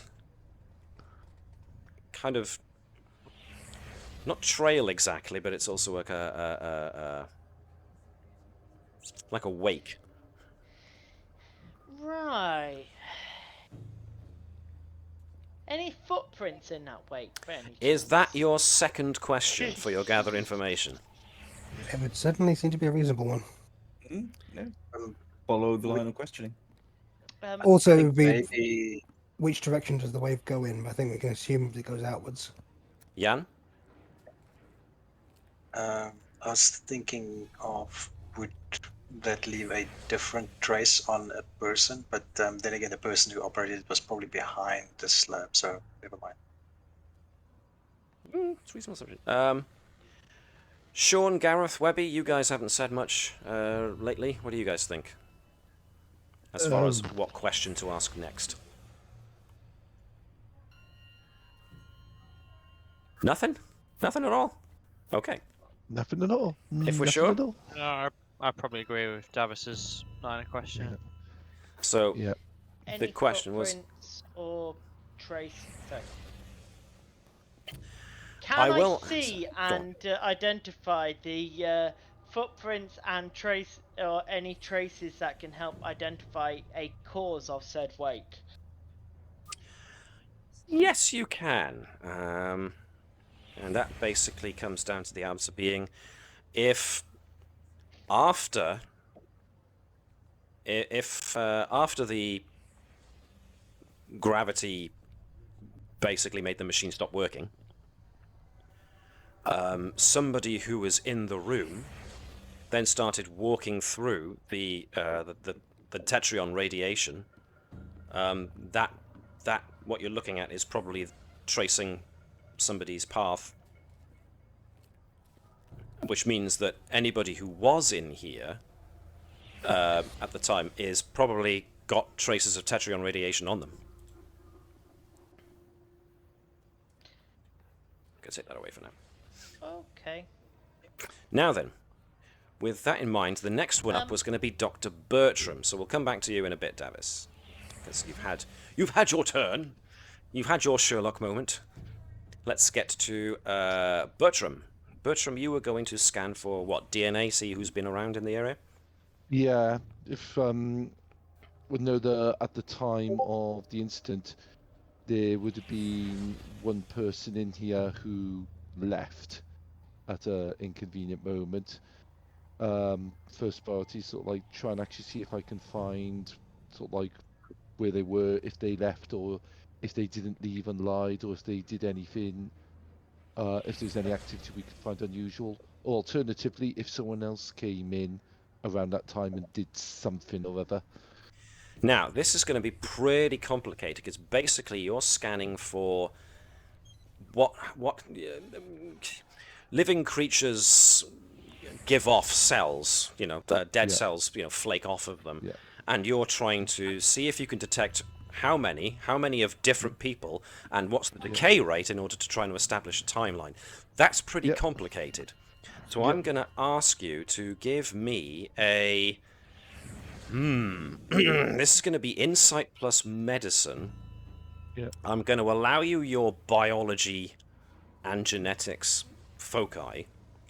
I'm going to ask this to be difficulty 4. Okie-dokie. So take momentum as much as I was you going to want. take momentum, and I was also going to ask if I could throw in a determination as well. Which value were you using? Researcher's Foundation, I think, is probably the best one. Are you going to grab 1 momentum or 2? People have Well, actually hang on. got 2. The question becomes, how many extra dice do you want to add? If you want to add 1, you spend yeah. 1 momentum. If you want to add 2, you will spend 3 momentum. If you want to add another one, it will be 6. 6 in total. Yeah, so. Are people alright with me spending 3? I don't think I'll spend all 6. Does the cost for dice go up per Yes. I did not know that. Ah. Spend 2. We're quite high on momentum It'd be at the minute. And we 3. seem to... Yeah. So Yeah, if sorry, it costs spend- 3 momentum, sorry, 2 you will dice. gain 2 additional dice, but you're also burning your determination to use your theory. So Yep, remember to go for it. check that you are using determination, you are using a focus, and you're rolling 4 dice. So, wow. Let's see how we do. Okay. 6 successes. Oh, wow. So, after having taken 3 away, you gain 2 back. I should have made it 5. I'm a doctor, not a... Mate, I am a doctor. This is a very doctory thing to do. Right. Somehow Moss is involved.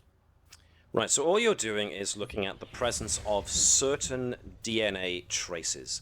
You can't link the DNA traces to anybody as of yet because you don't know which DNA traces equate to which individual. Yeah. But you're trying to track the rate of decay back in order to try and get an idea of who was in here at the time that everyone has said the thing took place. And because Thankfully, the individual clearly has some kind of succulent on their desk.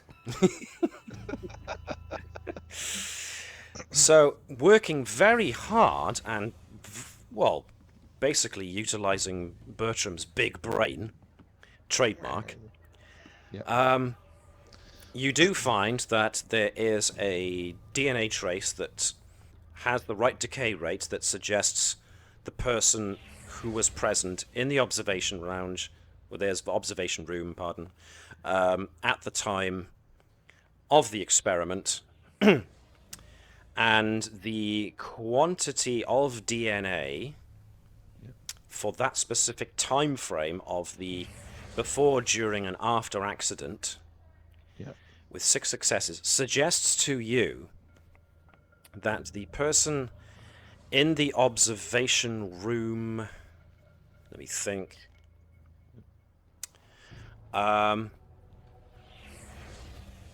was present at the start of the was there just before the experiment, but during the time that the experiment actually happened, that person's DNA doesn't suggest that they came out of the lab, they remained in it.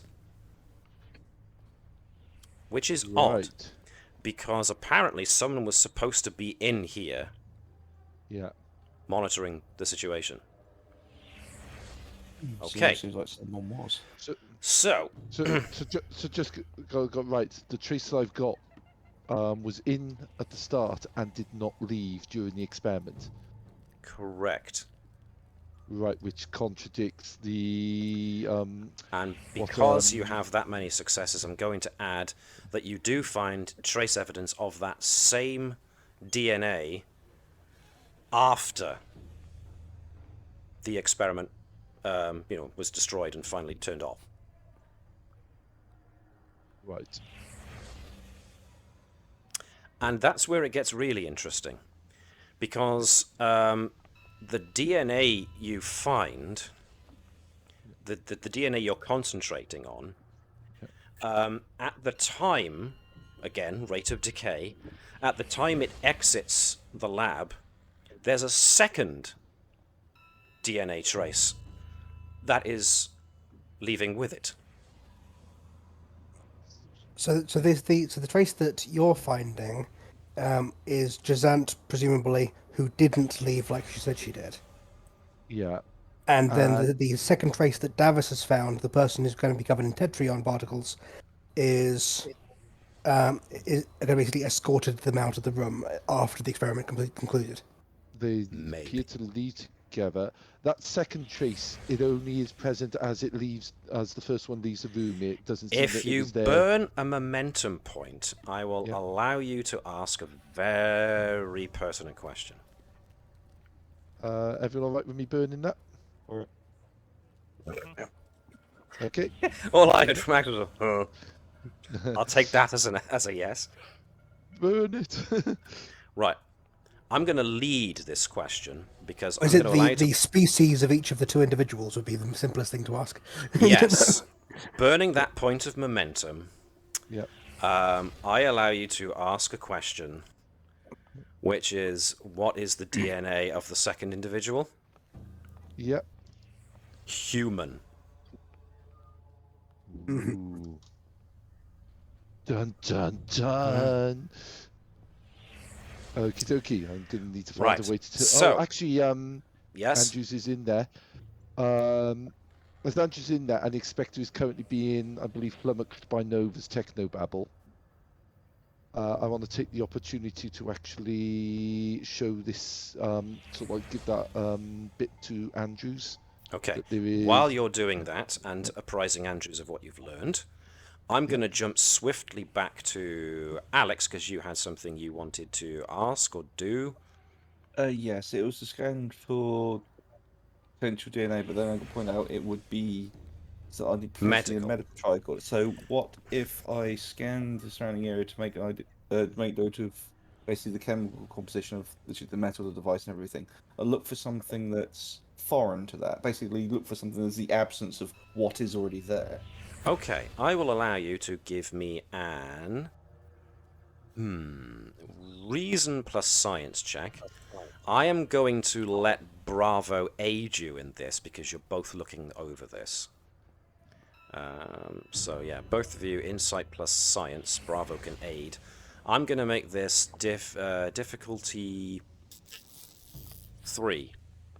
Would I be able to argue then I could use my metallurgy focus as I'm trying to look for something that's not the metallurgical composition of the items around it?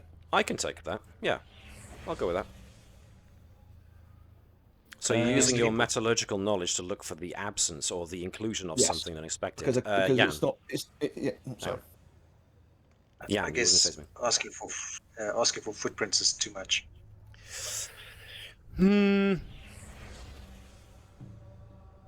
Yeah, maybe a bit, because there's been foot traffic in here since. But with you both using your tricords to have a look at this, we'll see what we come up with. So, do we want to use the momentum for a single dice, or are we going to try rolling with what we've got? Because we've got 3 dice for 3 success. I feel more comfortable with taking an extra one. Up to you guys. What do you think? Yes, it's not exactly Bravo's raison d'etre. So, was that an okay from Jan? I didn't quite catch that. Yeah, so yes for me. How easy is it for me to lock down this facility until they return from this? Lichud is a very imposing fellow who has Starfleet training, and the only other people in with you are civilians. He can basically stand in the doorway to the transporter room with his fists on his hips and go, "Don't." Yep. Okay.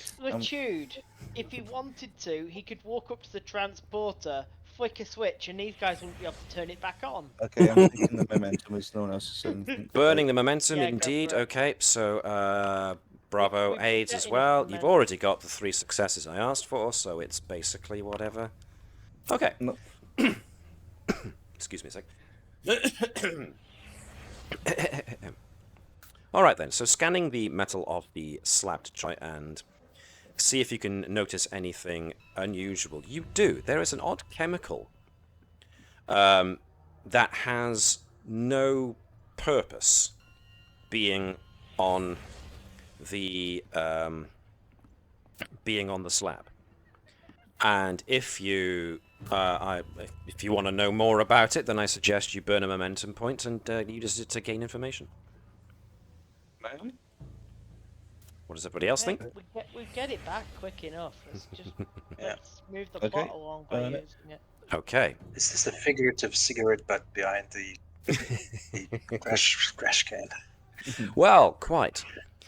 Yeah, so analysing the chemical composition, you come up with something that is...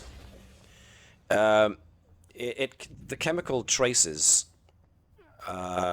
match something in the lab, and or at least parts of it do. The chemical composition that you're finding that has got traces on the slab is such that it looks like it's actually decayed prosthetics. So, analysing it, you realise that there's a chemical in the lab that has obviously spilled, excuse me, and it reacts with this chemical agent reacts with the prosthetics that you're all wearing, and breaks the prosthetics down to create another chemical compound, which is what you're reading on the slab. As the good doctor is currently examining in there, would I be able to send him this data to his tricorder? I don't see why not. Yeah, sure. Right, with all that... Yeah.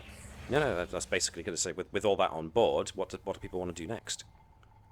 I think we should all come together and compare our notes. Well, because actually, I've done it to everyone, to be honest, not just the doctor.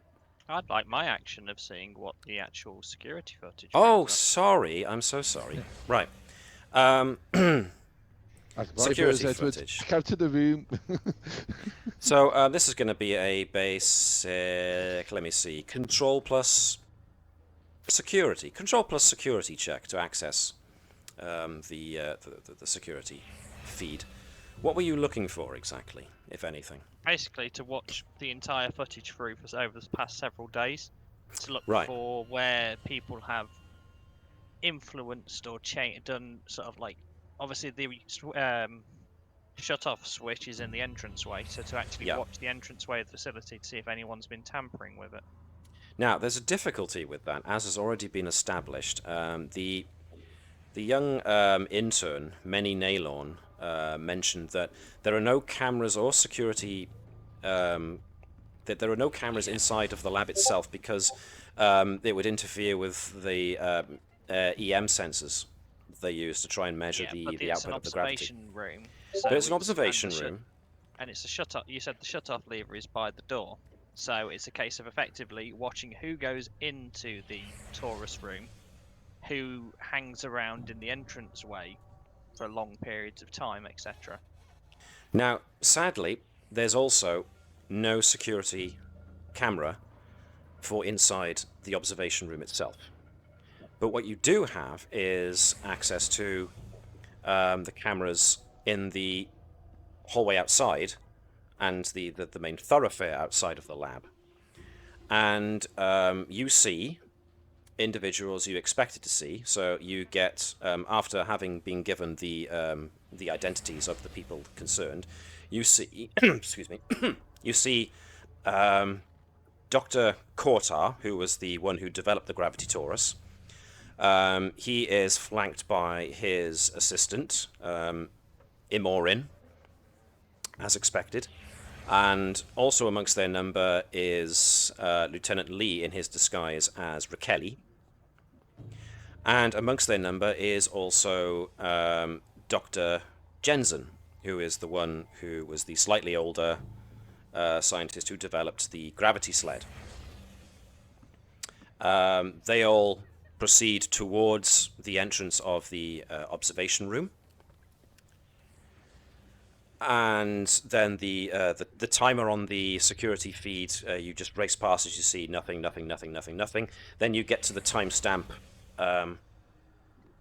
where the accident had already occurred, and you get an image of Dr. what's her name again? Jensen running out into the main thoroughfare and waving her arms and basically causing a hullabaloo.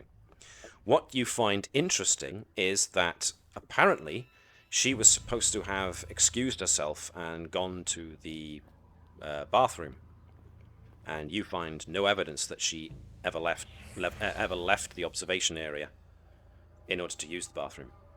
Plugging in the information that everyone else has been finding out, is there a way to confirm if the video has been spliced or edited? Somebody could definitely take a look. Can have a look. With what we know at the moment, we know whoever was in there that left. Well, we know that somebody left, and we know that they're going to glow when we scan them correctly for the next few hours. So my basic question is, before anyone answers Viper's good point, or Davis's good point, does Andrews want to attempt this data analysis herself, or does she want to get somebody else to do it? Well, it depends what you're wanting to roll against. Because if you're looking to actively see if the security footage has been tampered with, so that's going to be more a reason plus science kind of jobby.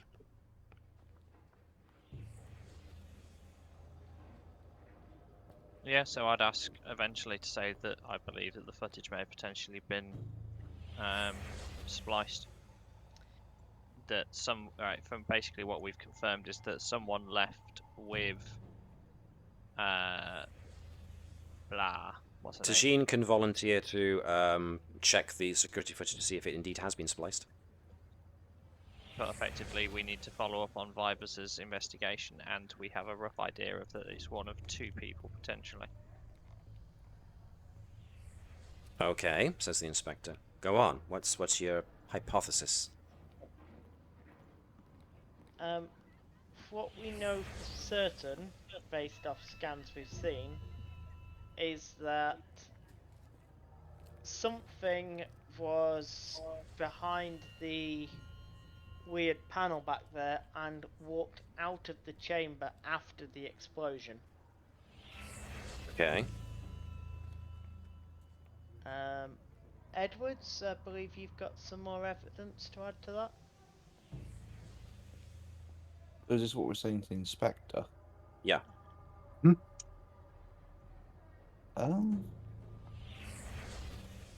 There is a strange chemical compound I found around the back of the slab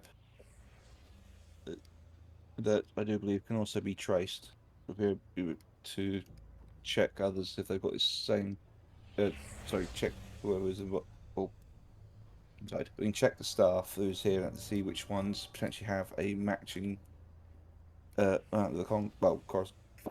following a words. I do apologise. We can check the staff to see if they've got a corresponding chemical on them that was found around the back of there. So, says the inspector, you guys have found a chemical trace and a radiation trace on whoever was hiding behind that slab. And we think they may or may not have had something to do with what happened to the experiment. Well, everybody who's here, well, from what we know at the moment, nobody was in that room. Which room? The lab? But we now have evidence somebody was.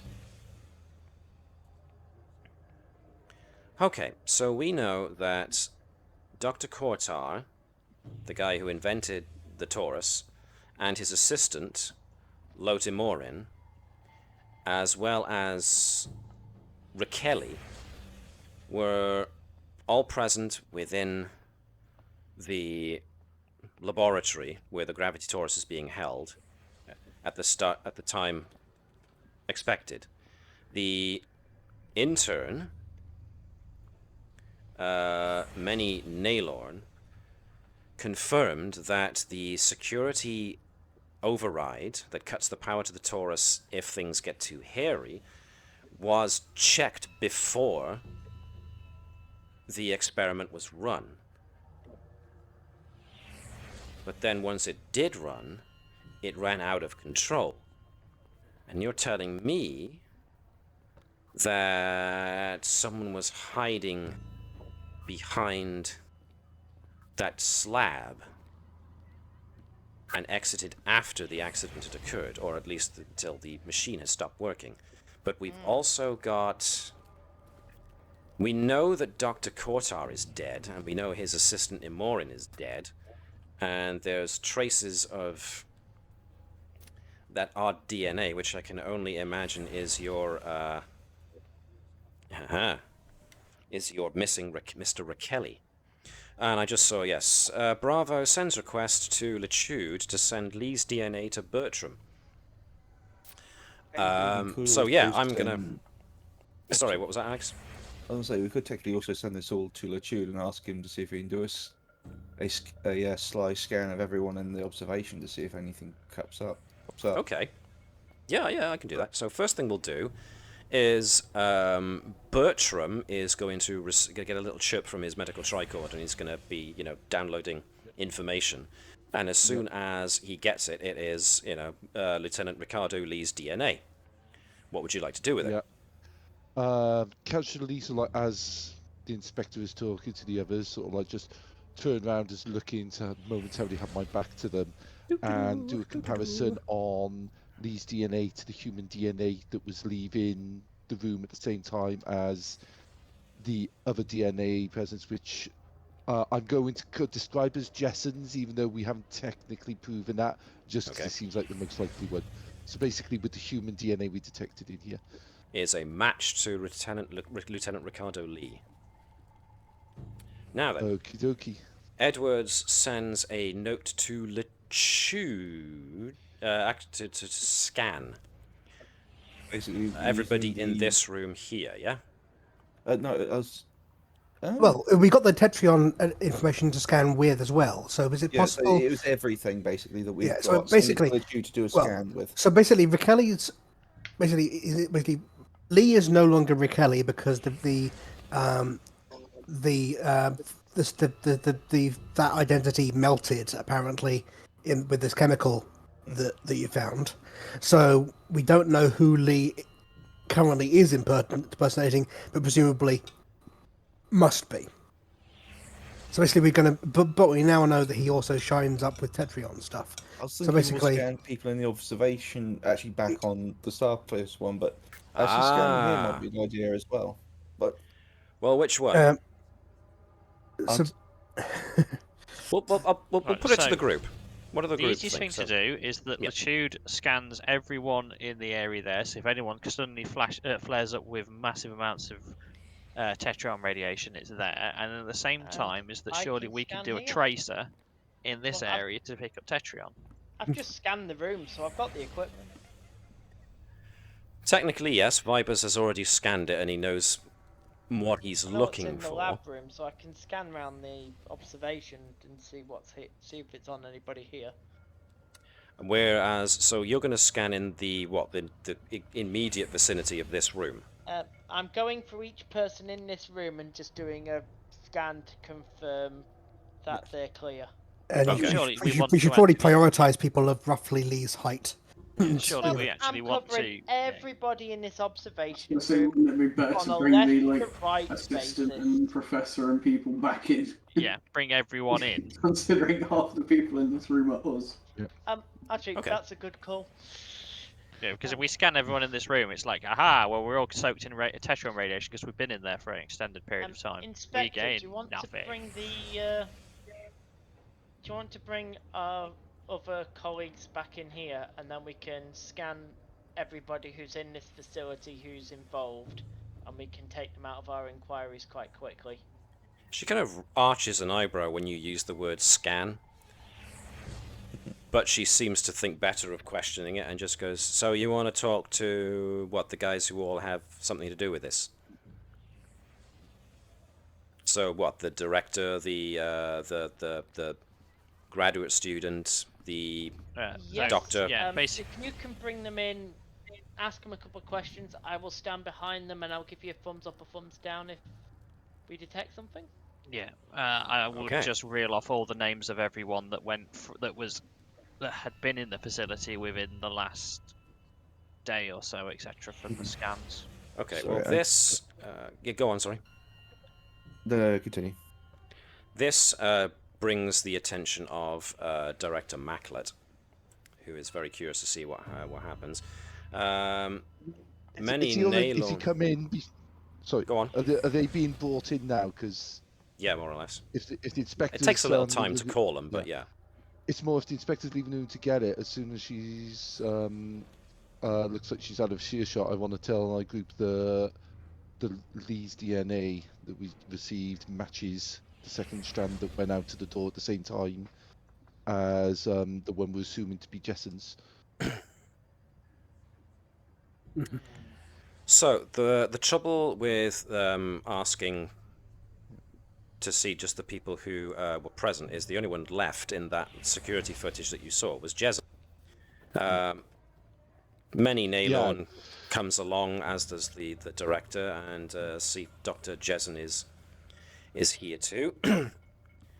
And so basically, I'm fully expecting none of these people to be the person, because the person is Lee, and Lee wouldn't have been able to probably impersonate somebody he already knew. He's going to be just another Kalmuri. I think he might have been one of... Oh, so that, or he's one of the human no-name scientists. So human scientist assistants over there. Because that'd be a good person to take over. Someone that's not... But you're not... Either that. But all you've got is basic prosthesis. You're not going to be able to that easily fool people who know you. But you know, it's a possibility. So let's So there's always possibilities. So the inspector brings people in. Helpful, but it knocks them out the equation, so it keeps the inspector thinking we're doing something useful. Okay. So the inspector brings them in and says, you know, thanks for coming, and sorry to bring you out of your classes and whatnot, but you know, we need to get a few more questions asked. And the inspector makes sure to put herself forward so that she's shielding Vibers. Director Maclet, of course, pipes up. I hope the investigation's going all right. I mean, have you found anything as of yet? So a couple of general questions are going to be asked by Inspector Lennox, which gives Vibers the chance to use... I'm going to go for Insight plus Science, please. Your warp field dynamics focus kind of does apply because it's Tetryon radiation as a result of anti-gravity. I'm going to make it difficulty pretty much 1 because anyone who's been in there would have been saturated with the stuff. So, however, we are talking decay, so I'm going to bump that up to 2 actually by spending a threat. Oh, well, never mind. Can I re-roll this for momentum? You don't re-roll, no. Unless you choose to succeed at cost. And I'm not sure what cost would be at the moment. So at the moment, Vibers is getting nothing back because, unfortunately, everyone in here has been in the room and has trailed out. Including, the inspector and Vibers himself have trailed out Tetryon. I can't get a reading because So, I'm contaminated. Yes, so Vibers is just kind of looks over to Andrews and he just gives a sheepish grin of, whoops. Help. No, might need a bit of time to calibrate. So in the meantime, are there any questions you guys want to ask any of these 3 people who are here? Well, I think that the initial one is that we ask Jazine is to why did she lie? Because we have video evidence of you leaving, or you not leaving the facility during the cascade failure. She seems partly taken aback by this. Now she's obviously middle-aged, or getting on for further on than middle-aged Kalmuri. Dressed in scientist's garb. She has dark fur, but a lot of patches of grey forming, mostly around the cheeks, the top, and the top of the ears. Kind of denotes her age. And what else? So she just seems a very calm and centered person. And when you say that, she just kind of frowns. Well, I was present here during the during the experiment, if that's what you're talking about. I don't see that. Well, maybe I didn't leave. But what exactly are you accusing me of? Well, the fact that you were present whilst the cascade was happening, but yet testified to the opposite, saying that you weren't in the facility. That adds suspicion as to you know something about the individual that may have left the facility after the reaction. While this questioning is distracting, could I slowly walk up and try and aid Vibers? So Okay. using my chemical analysis to. Where's Nova? Nova's still over there. Good point. She's still been in there the whole time. But yeah, basically using what I found on that as a secondary searching tool is basically to combine them both and see if we can get something or other. Okay, so I'll get to that in just a sec. So when I ask for Davis to make his check, you'll be able to aid him. In the meantime, the Betazoids. Braavo wants to telepathically see if Jezen is Li. So yeah, give me an insight plus command check to see if you can detect Jezen's thoughts to see if they don't match a Kalmuri's. I'm going to make this 1, because it's going to be pretty obvious. Does Nova want to assist? Or does Nova want to do her own thing? 1 success, okay. Shaun, you there? Apparently not, okay. Okay, Braavo is trying to scan Jezen's thoughts, and it's definitely not Li. The thoughts winging around the outskirts of Jezen's mind are definitely not something that a Starfleet officer undercover would would be thinking. However, there is a lot of damn I should have looked at the security tape. So she definitely reckons that she's been caught in a lie and she can't very much get out of it. But at the same time, you do detect the thoughts that she's clever enough to know that at the moment there's nothing proving anything, except the fact that she just said she wasn't out of the room when she said she was. With that, then, can I get... Vibers is once again going to give me an insight plus science, but he's going to get aided by Edwards' insight plus science. Edwards doesn't get a focus because this doesn't really apply. 0, so this is going to be all down to the 1 success that Edwards gets. So yes, Edwards gives Vibers a little hint saying maybe you want to accommodate for this. And Vibers very much... That's supposed to be a 7. Vibers very much feeling a bit old at this point, going, damn, yeah, why didn't I think of that? I've been cooped up in engineering for too long. I'm not used to this kind of murder mystery stuff.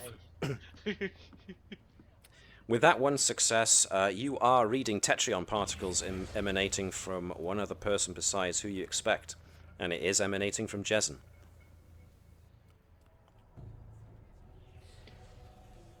So you can kind of surreptitiously, behind the inspector's back, give everybody a thumbs up and point towards Jezen. You said one other person, did you say? No, just Jezen. Because Jezen wouldn't have normally been involved in this. You all do. You know, you're all giving off Tetrions at the moment. But one person else who's giving off Tetrions that is only entering the room. Could it reasonably be second-hand, as in Jezen has been directly harbouring Li, like, in her home? That sounds like a gain information check to me, and that involves spending momentum. Let's spend the momentum. Do it. Do it. Yeah, why not? We're close. No! Alright then. More momentum gone. Ask a question. Could the radiation that's currently coming off of Jezen be second-hand, as in from, for example, harbouring someone in their home rather than from being in the room?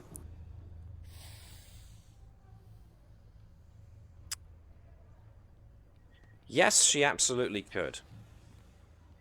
But, and I'll give you this one for free, the Tetrion on her could very much have been from contact with somebody who had been in there, but her cells are also penetrated by Tetrion radiation, which means she was in there. What would you like to do? Dr. Jessen, you're so lucky you weren't in the room. If you were, you might have been contaminated by this radiation, and it's definitely fatal in the long run. Oh my, that sounds like a bluff. What? Large amounts of graviton radiation being fatal? Yup. Well, you were implying that the Tetrions would be fatal. Yeah, what do you want me to roll? Daring, I imagine, and something else. That's gonna be a... yeah, that sounds about right. Daring in medicine. Matt, well, Yeah. Well, I'm assuming at that point people are looking at Vibers as Vibers saying that. How close do I have to get to scan someone with the medical tricorder? Like, can I do it from where I am now, or would I need to go basically right next to her? Depends what you want to do. Yeah, he's fine.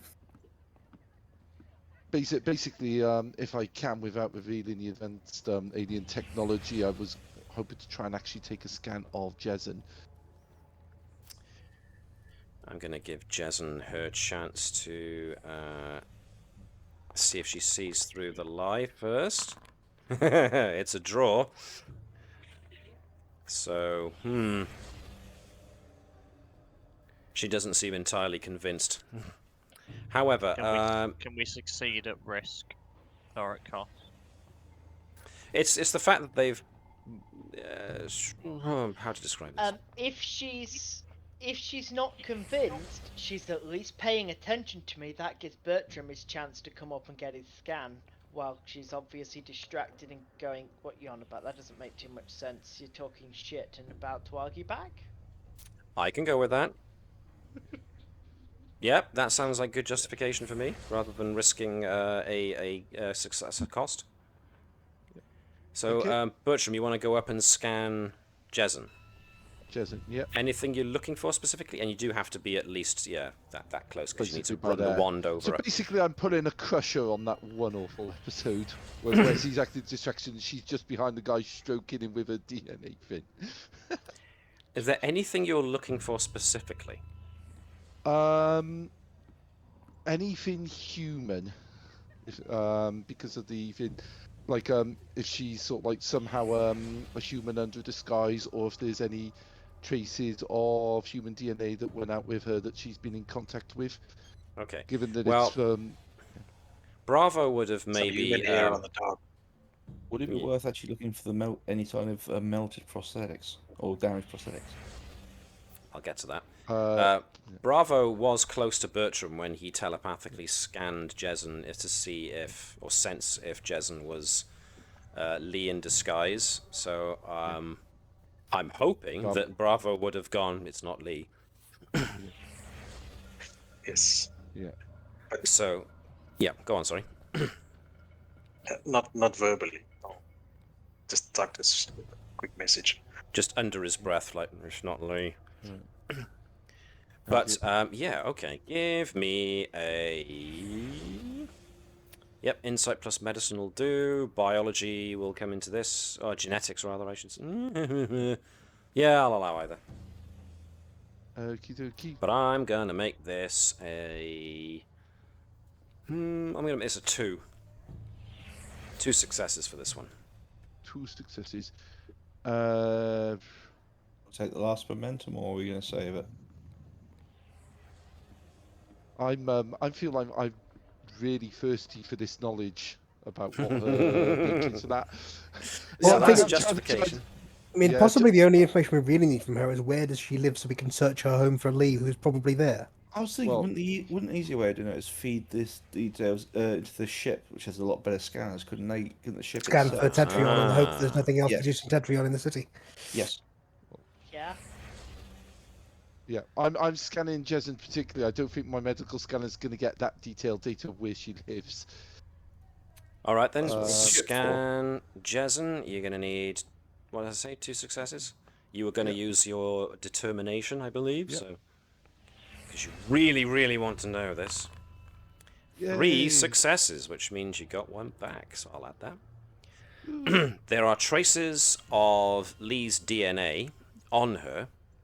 Yeah. The traces also suggest the chemical traces of the deteriorating prosthetics. Yeah.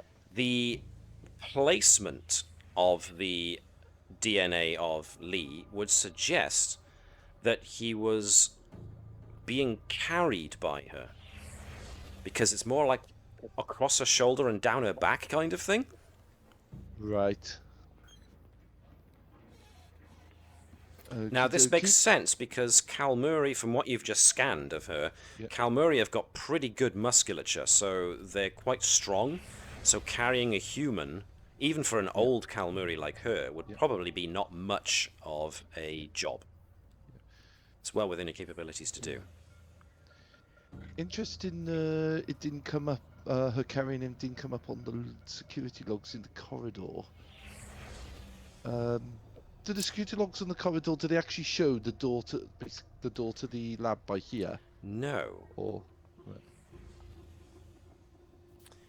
Now, somebody mentioned quite rightly they're going to try and get the ship to scan. Give me just a second. It's gone really dark here and there's no one to turn the lights on for me, so the camera can't actually see much of me. So I'm just going to get up and turn the light on. Excuse me. The Vulcans are stealing his light. You heard the audience. Look better. Eat more carrots. Try harder.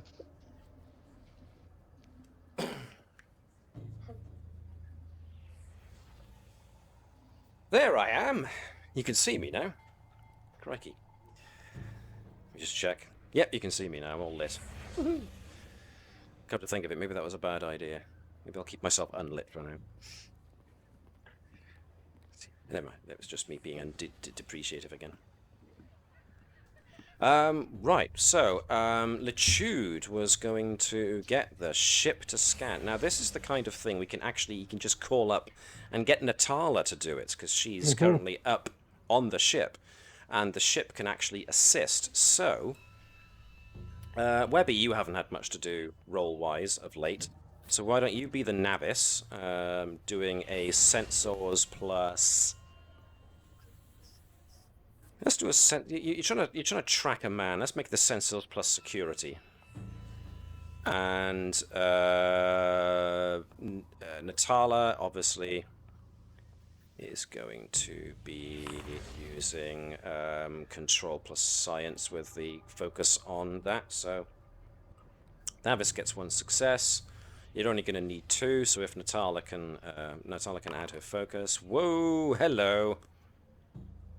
Right. Okay. There's technical expertise. Whenever assisted by the computer or sensors, you may re-roll a single die in your dice pool. All right then. So re-roll the 20.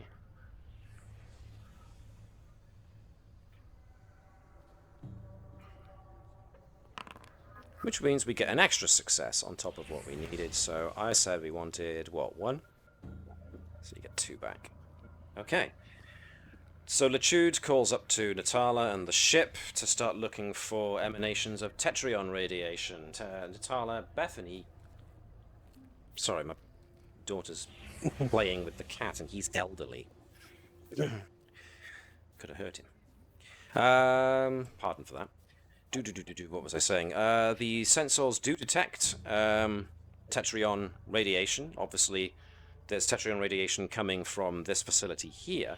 But interestingly enough, a couple of miles out, there's a Tetrion trace coming from what looks like some kind of warehouse, or some kind of abandoned warehouse out on the suburbs.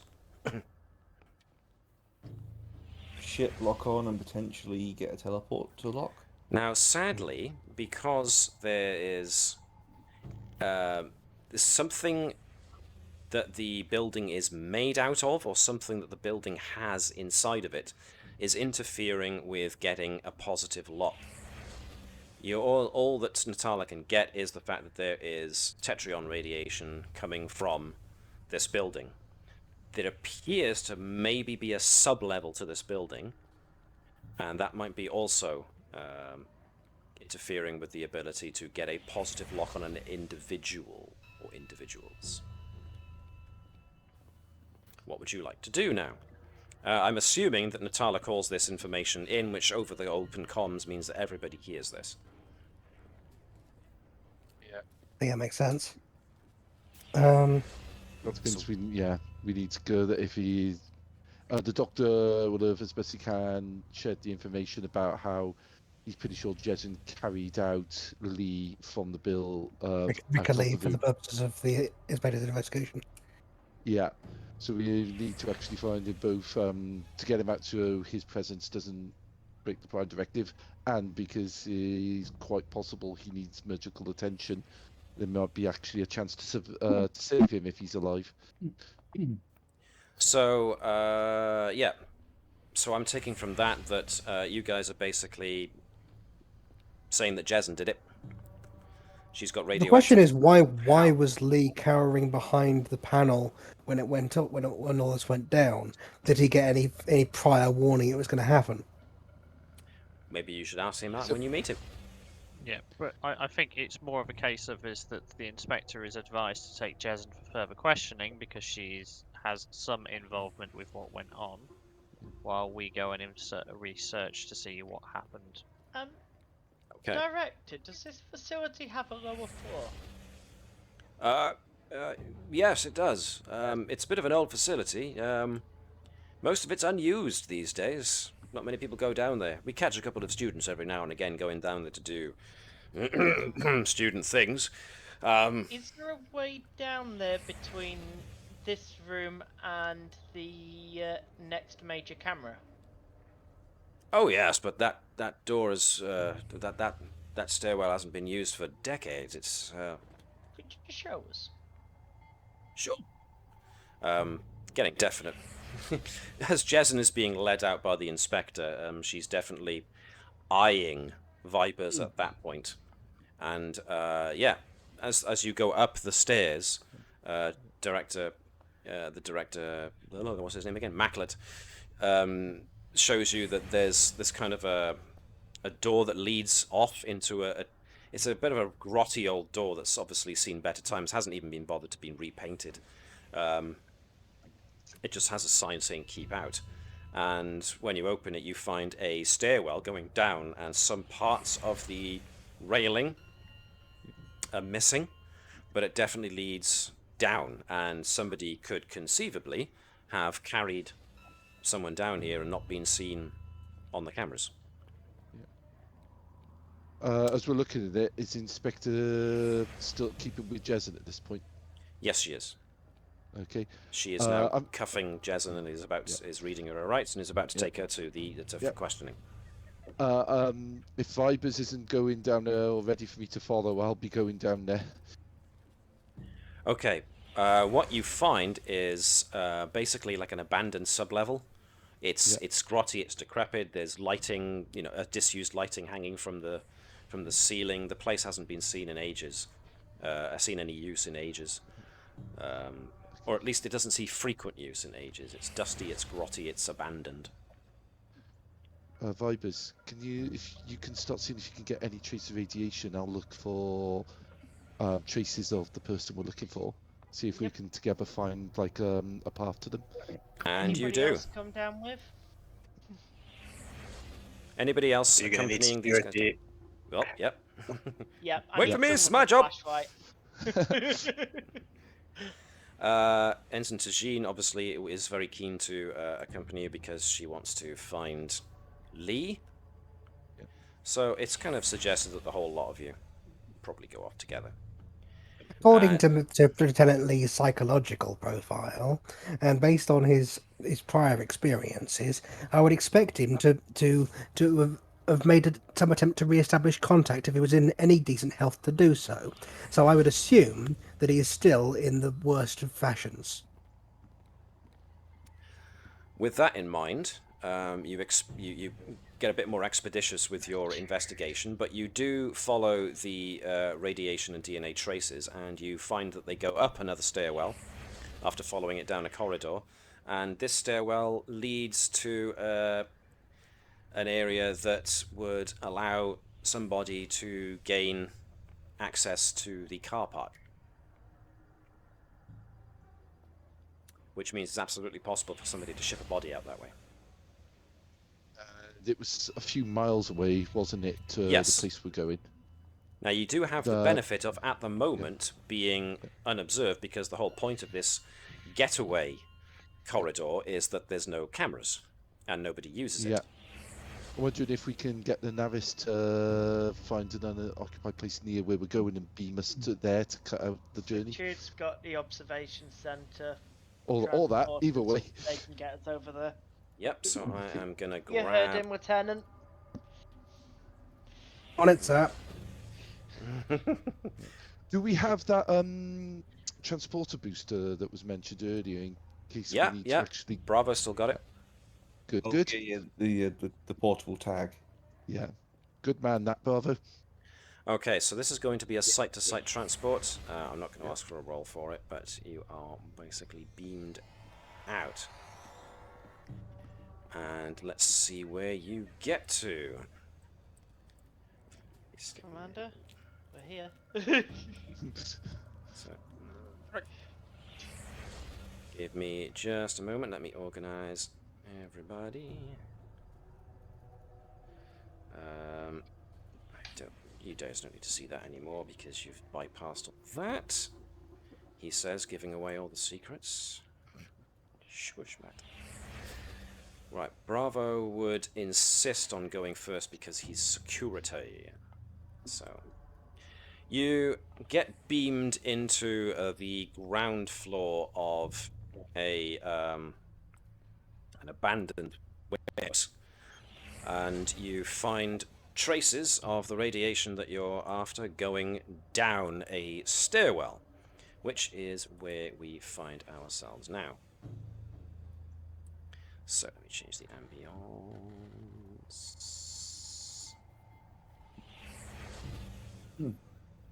So you are at the foot of a stairwell in this abandoned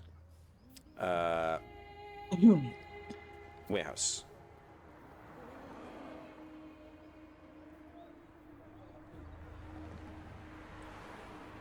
Actually, that's the wrong ambience. We're at the warehouse now. So, what would you like to do?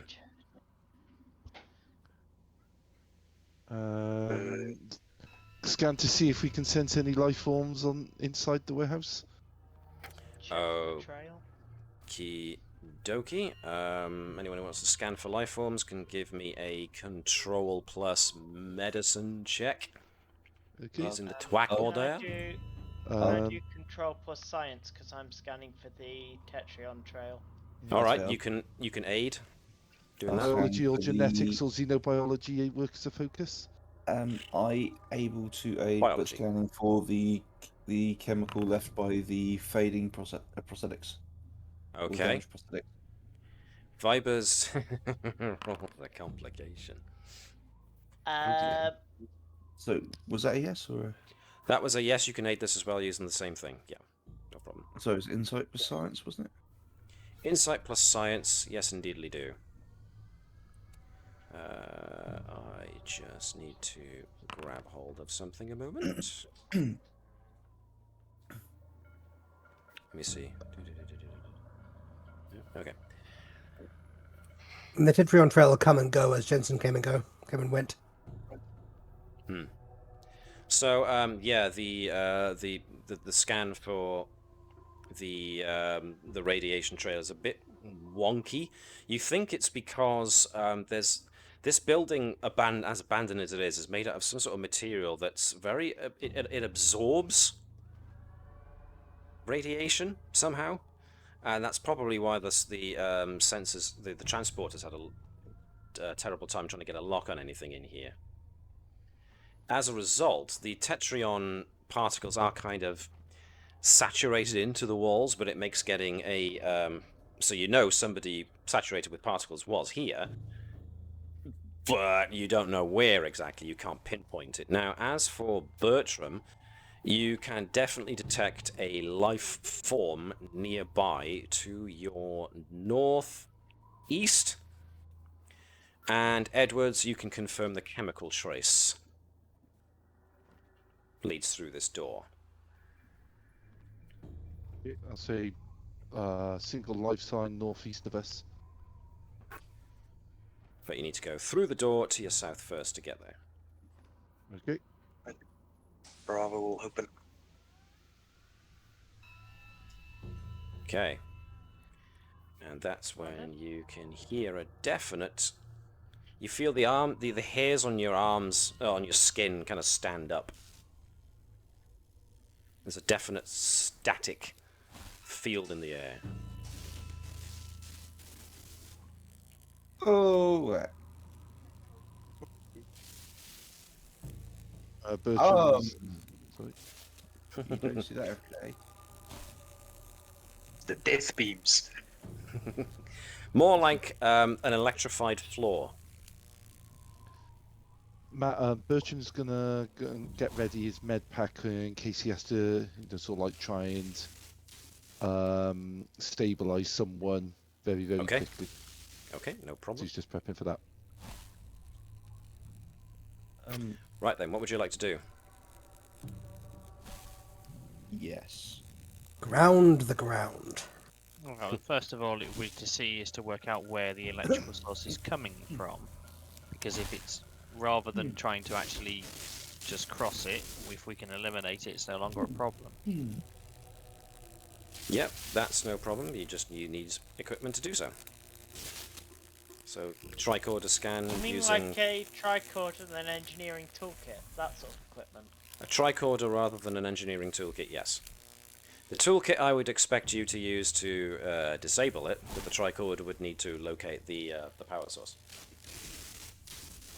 Anyone want to help on this? Gonna make this difficulty 2 to detect it. I can try. What am I rolling? I'm also rolling going to insight spend a plus threat engineering. to up the complication range, so that a complication now occurs on a 19 or a 20.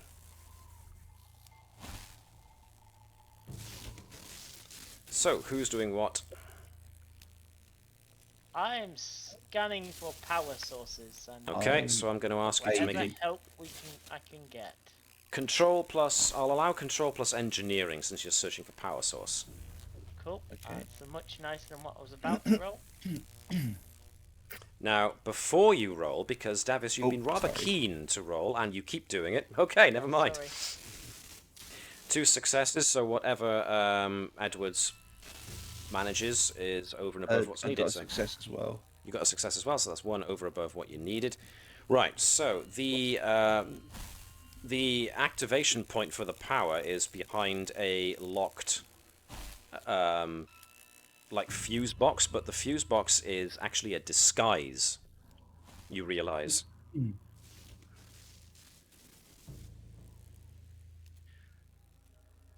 So, what would you like to do now? I use my infiltration focus and start looking around for any sort of vents or other access points. Okay. Insight Either plus... inside or outside the building. Insight plus security for that, then, please.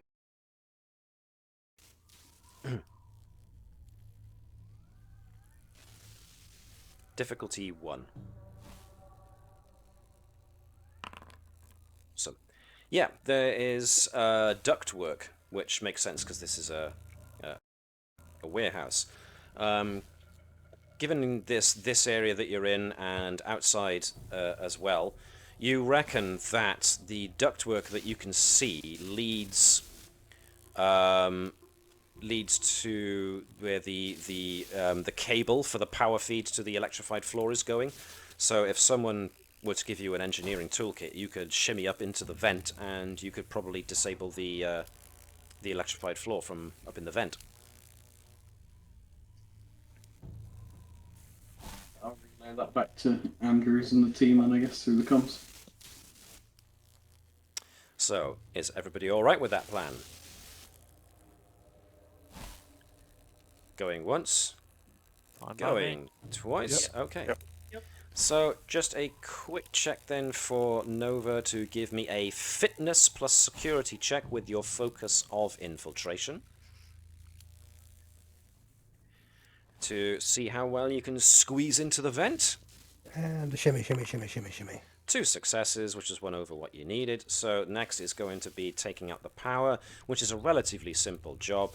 So it's going to be a reason plus engineering check. Tinkering and technology will allow you a focus on that as well. This is going to be difficulty 1. But I am going to, again, spend a threat to lower the threat range down, and it doesn't matter. Okay. So she didn't electrify herself. Dang it. So, just at that, the power goes out to the electrified floor. And the, if I can just find these. Oof. There you go. The road ahead is now clear. The life form reading is coming from apparently behind these 2 doors at the end here. Yep, I'll relay that to the team. And when you get there, you find that the doors are locked. Okay. Are we advancing? Nova kind of shimmies out of a nearby vent and drops to the floor. She's now covered in grime and dirt. But she's happy with what she's done. But she's happy. So these doors by here, looking in, you can see a human. Through the windows, you can see a human trussed up on the floor. He looks like he's groggy. His prosthetics have entirely come off, but he's still wearing the Kalmuri outfit that he was obviously using undercover. And when he sees you at the window, he kind of looks up and starts waving his hands as best as he can, even though they're bound together. Like he's just waving them in general to get our attention, or trying to like point them Basically, at something specific. Like, yeah, waving to get your attention. okay. So, whoever wants to try and bust the doors down, maybe Braavo. Braavo. It's Let's see. Braavo. It's time for the Braavo bomb. Yeah, so Braavo can give me a... I don't know.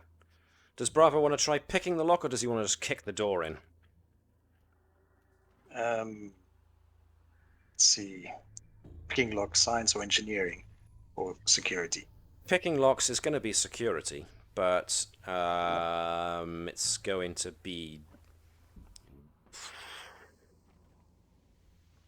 suppose it doesn't matter. It's supposed to be going to be control to pick the lock. Whereas kicking the door in would be fitness. Picking the lock. Okay. Difficulty... I'm going to make this a difficulty 3. If he fails, I'm going to punch the door open. Okay. I thought you were going to say, I'm going to punch Braavo. If he fails, I'm going to punch him. You can absolutely use a momentum if you wish, as long as the rest of the group are happy with that. Yep. Mm-hmm. Alright. 2 dice. 2 successes. I said 3, didn't I? Or did I? Yeah. I said 3. So, picking the lock doesn't work. So, Was anyone aiding? no, they weren't. I'm sorry, sir. Which makes for a better story as Andrews looks at him failing to pick a lock and punches the door. Andrew uses So that's the going to be WMD. fitness plus security, and this is going to be difficulty 3 as well. Braavo stands back, way back. So, I'm going to spend determination then for preservation of life. Okay. Do you also want to use something from the momentum his pool? life. Yeah, and if anyone's happy, I'll burn a momentum as well then. Yep. Make sure the weather door flies off its hinges. It doesn't hit Lee. Yeah. Knock knock. Avon calling. So you've None got of my foci. Yeah, none of my foci. none of your worked foci on really assist, no. But apart from advance hand to hand. well, I could be persuaded. Yeah, there's got to be Yeah, well there is. There's like 1 inch punch, isn't it? Things like Yeah. that. That's hand to hand. Knowing where to hit. So, yep, remember using determination and a focus, and you're buying 3 dice, so that's 3 successes, which is exactly what you needed. And boom, go in the doors. And you find Ricardo Li, at which point Dr. Bertram rushes in, and I will spare you the checks. Right, so, examination of Ricardo Li finds that he has a mild concussion, which is also equaled by the bump on his head.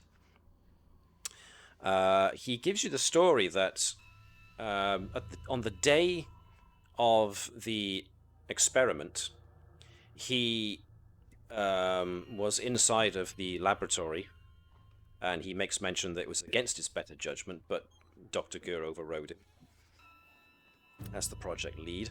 And at some point, the gravity torus went out of control, and that's when debris started flying all around the place. He saw Dr. Kodar's assistant Imorin get pinned up against one of the stand-up consoles, and Imorin unfortunately was sucked right into the center. He himself was then struck by flying debris, and the next thing he remembers is waking up in this place with his prosthetics torn off. He does say that he has been visited over the last couple of days by someone he never saw, but they passed him food and water through a letter flap on the door. They asked him questions about who he really was and where he came from. He says the voice sounded female, but he can't be sure because he was dizzy. So, with that in mind, you're able to get Lieutenant Li up and outside of the building in order to transport out, which is what I assume you want to do. Now, are you transporting... Well, at the very least, I'm assuming Ricardo Li is going back to the observation post, or is he being beamed up to the Navis? Does he look like he's in need of urgent medical attention? He's not too bad. Oh, his radiation. Okay. He's not too bad. He's just concussed. Yeah. Does the outpost have medical facilities? They're not as advanced. They're basic medical facilities compared to the Navis as an actual sick bay. It might be useful. Go on. Sorry. It might be useful to see people's reaction if he does appear at the outpost. Yeah. Maybe outpost first, with the then suggesting that he take some time in the sick bay. Okay. As long as he's okay with that. Yeah, he's fine with that. His health. Okay. He's very keen to get out of here, wherever here is. Yeah. So you all beam out with him, I presume? Looking around, no sign of like security cameras that might catch us teleporting out or anything like that, is it? Nope. The place is... it was probably chosen for the fact that it was abandoned and there's no one around to see anything. Good. No notebooks. You leave a message for the detective. Sorry, Jan, what was that? No... What, sorry? Notebooks or records of any kind of observations. Not that's been left here, no. Shaun, what did you say? I just want to leave a message for the detective. Okay. Just because I figure she's good enough to find this place on her own, given what she's got. Okay. So, you guys beam out then. Gonna throw us to the observation post. And I will grab Lee. When everyone appears in the observation outpost, the two the two science officers look overjoyed to see Lieutenant Li again. Ensign Tajin has also been in her own Vulcan way, very glad to see him. Dr. Gur also stands up and goes, "Oh, thank goodness you're all right." And seems fairly genuine. As much as they had disagreements, she didn't actually wish him any ill. So yeah, that's that. And after leaving a note for the detective, Dr. Gur is persuaded to focus sensors in on the inspector, and she's able to... I think to be honest, Andrews would actually have recommended that we go at least her returns and submits a formal report to the inspector to advise that. Well, we don't know what caused that, so we've only been able to ascertain that we have recovered. Well, we don't even need to reveal that we've recovered Lee, but at the same time, we need to recover to say that Tazine was involved directly. We don't know what she was after. You mean Jason was involved directly? Jason was after, yeah, sorry. But at the same time, there is definite evidence of some sort of sabotage based on the information that we've been able to provide, and to provide a very brief level of understanding based on, say, that we've found that there is excessive amounts of radiation. There is visible evidence of her not leaving the facility when it went into meltdown. Radiation reports I've got, I'm going to work with one of the science officers here to downgrade the scans to something that looks like it could have been come from whatever their equivalent of a Geiger counter is. Okay. So it's like, here's some evidence. Yes, it's valid. I just had to downgrade it so it fits your level of what you expect. So yeah, you meet with you send a communication to the inspector in a transmission medium that is able to be used. Yes, John. Is it possible for Andrews to effectively trade that for the damaged communicator? Yeah. We would like to request that our own experimental technology is returned. So, to summarize things, because we are running out of time. You arrange a meet with the inspector, and you exchange evidence. She gives you back the remnants of Lee's communicator and tells you that the DNA sample, that strange DNA sample, got strangely lost. Weird. Don't know how that happened. Oh well, must have been a breakdown in procedure. She is very thankful for the radiation notes, because now there's something that could be used as physical evidence. So, yeah, she tells you that she interviewed Dr. Jessen quite thoroughly, and the woman is very smart. And now that you've given her some means of proving, as well as the security tape, some means of proving that she was actually where she shouldn't have been, she can use that against her. But the inspector says she's a good reader of people, and Jessen has an ego, and it seemed it was a simple case to her of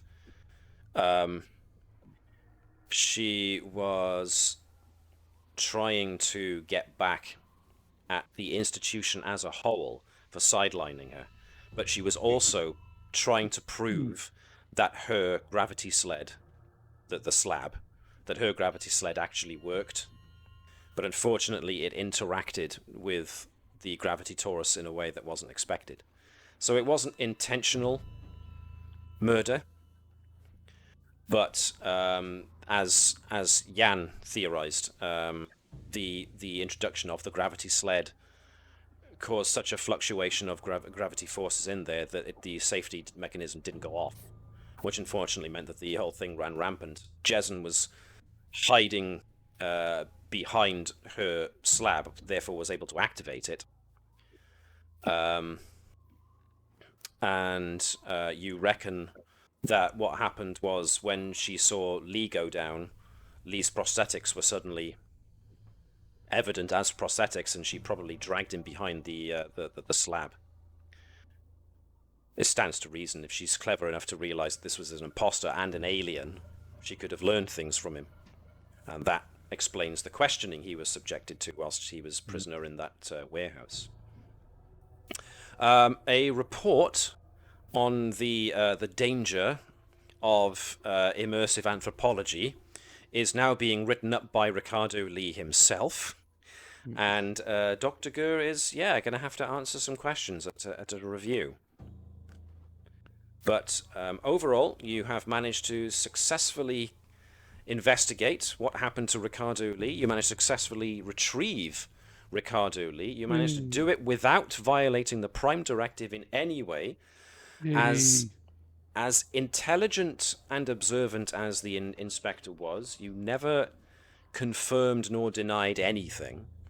And you gave her something she could use in the medium that she could use it. So that was an overwhelming success as far as the mission goes. And congratulations, guys. You solved the mission with flying colors, I might add. I just want to know, was Nova's last note to the inspector, "The truth is out there"? Well, the inspector now has very clear suspicions, but she has nothing to confirm. Their X-Files.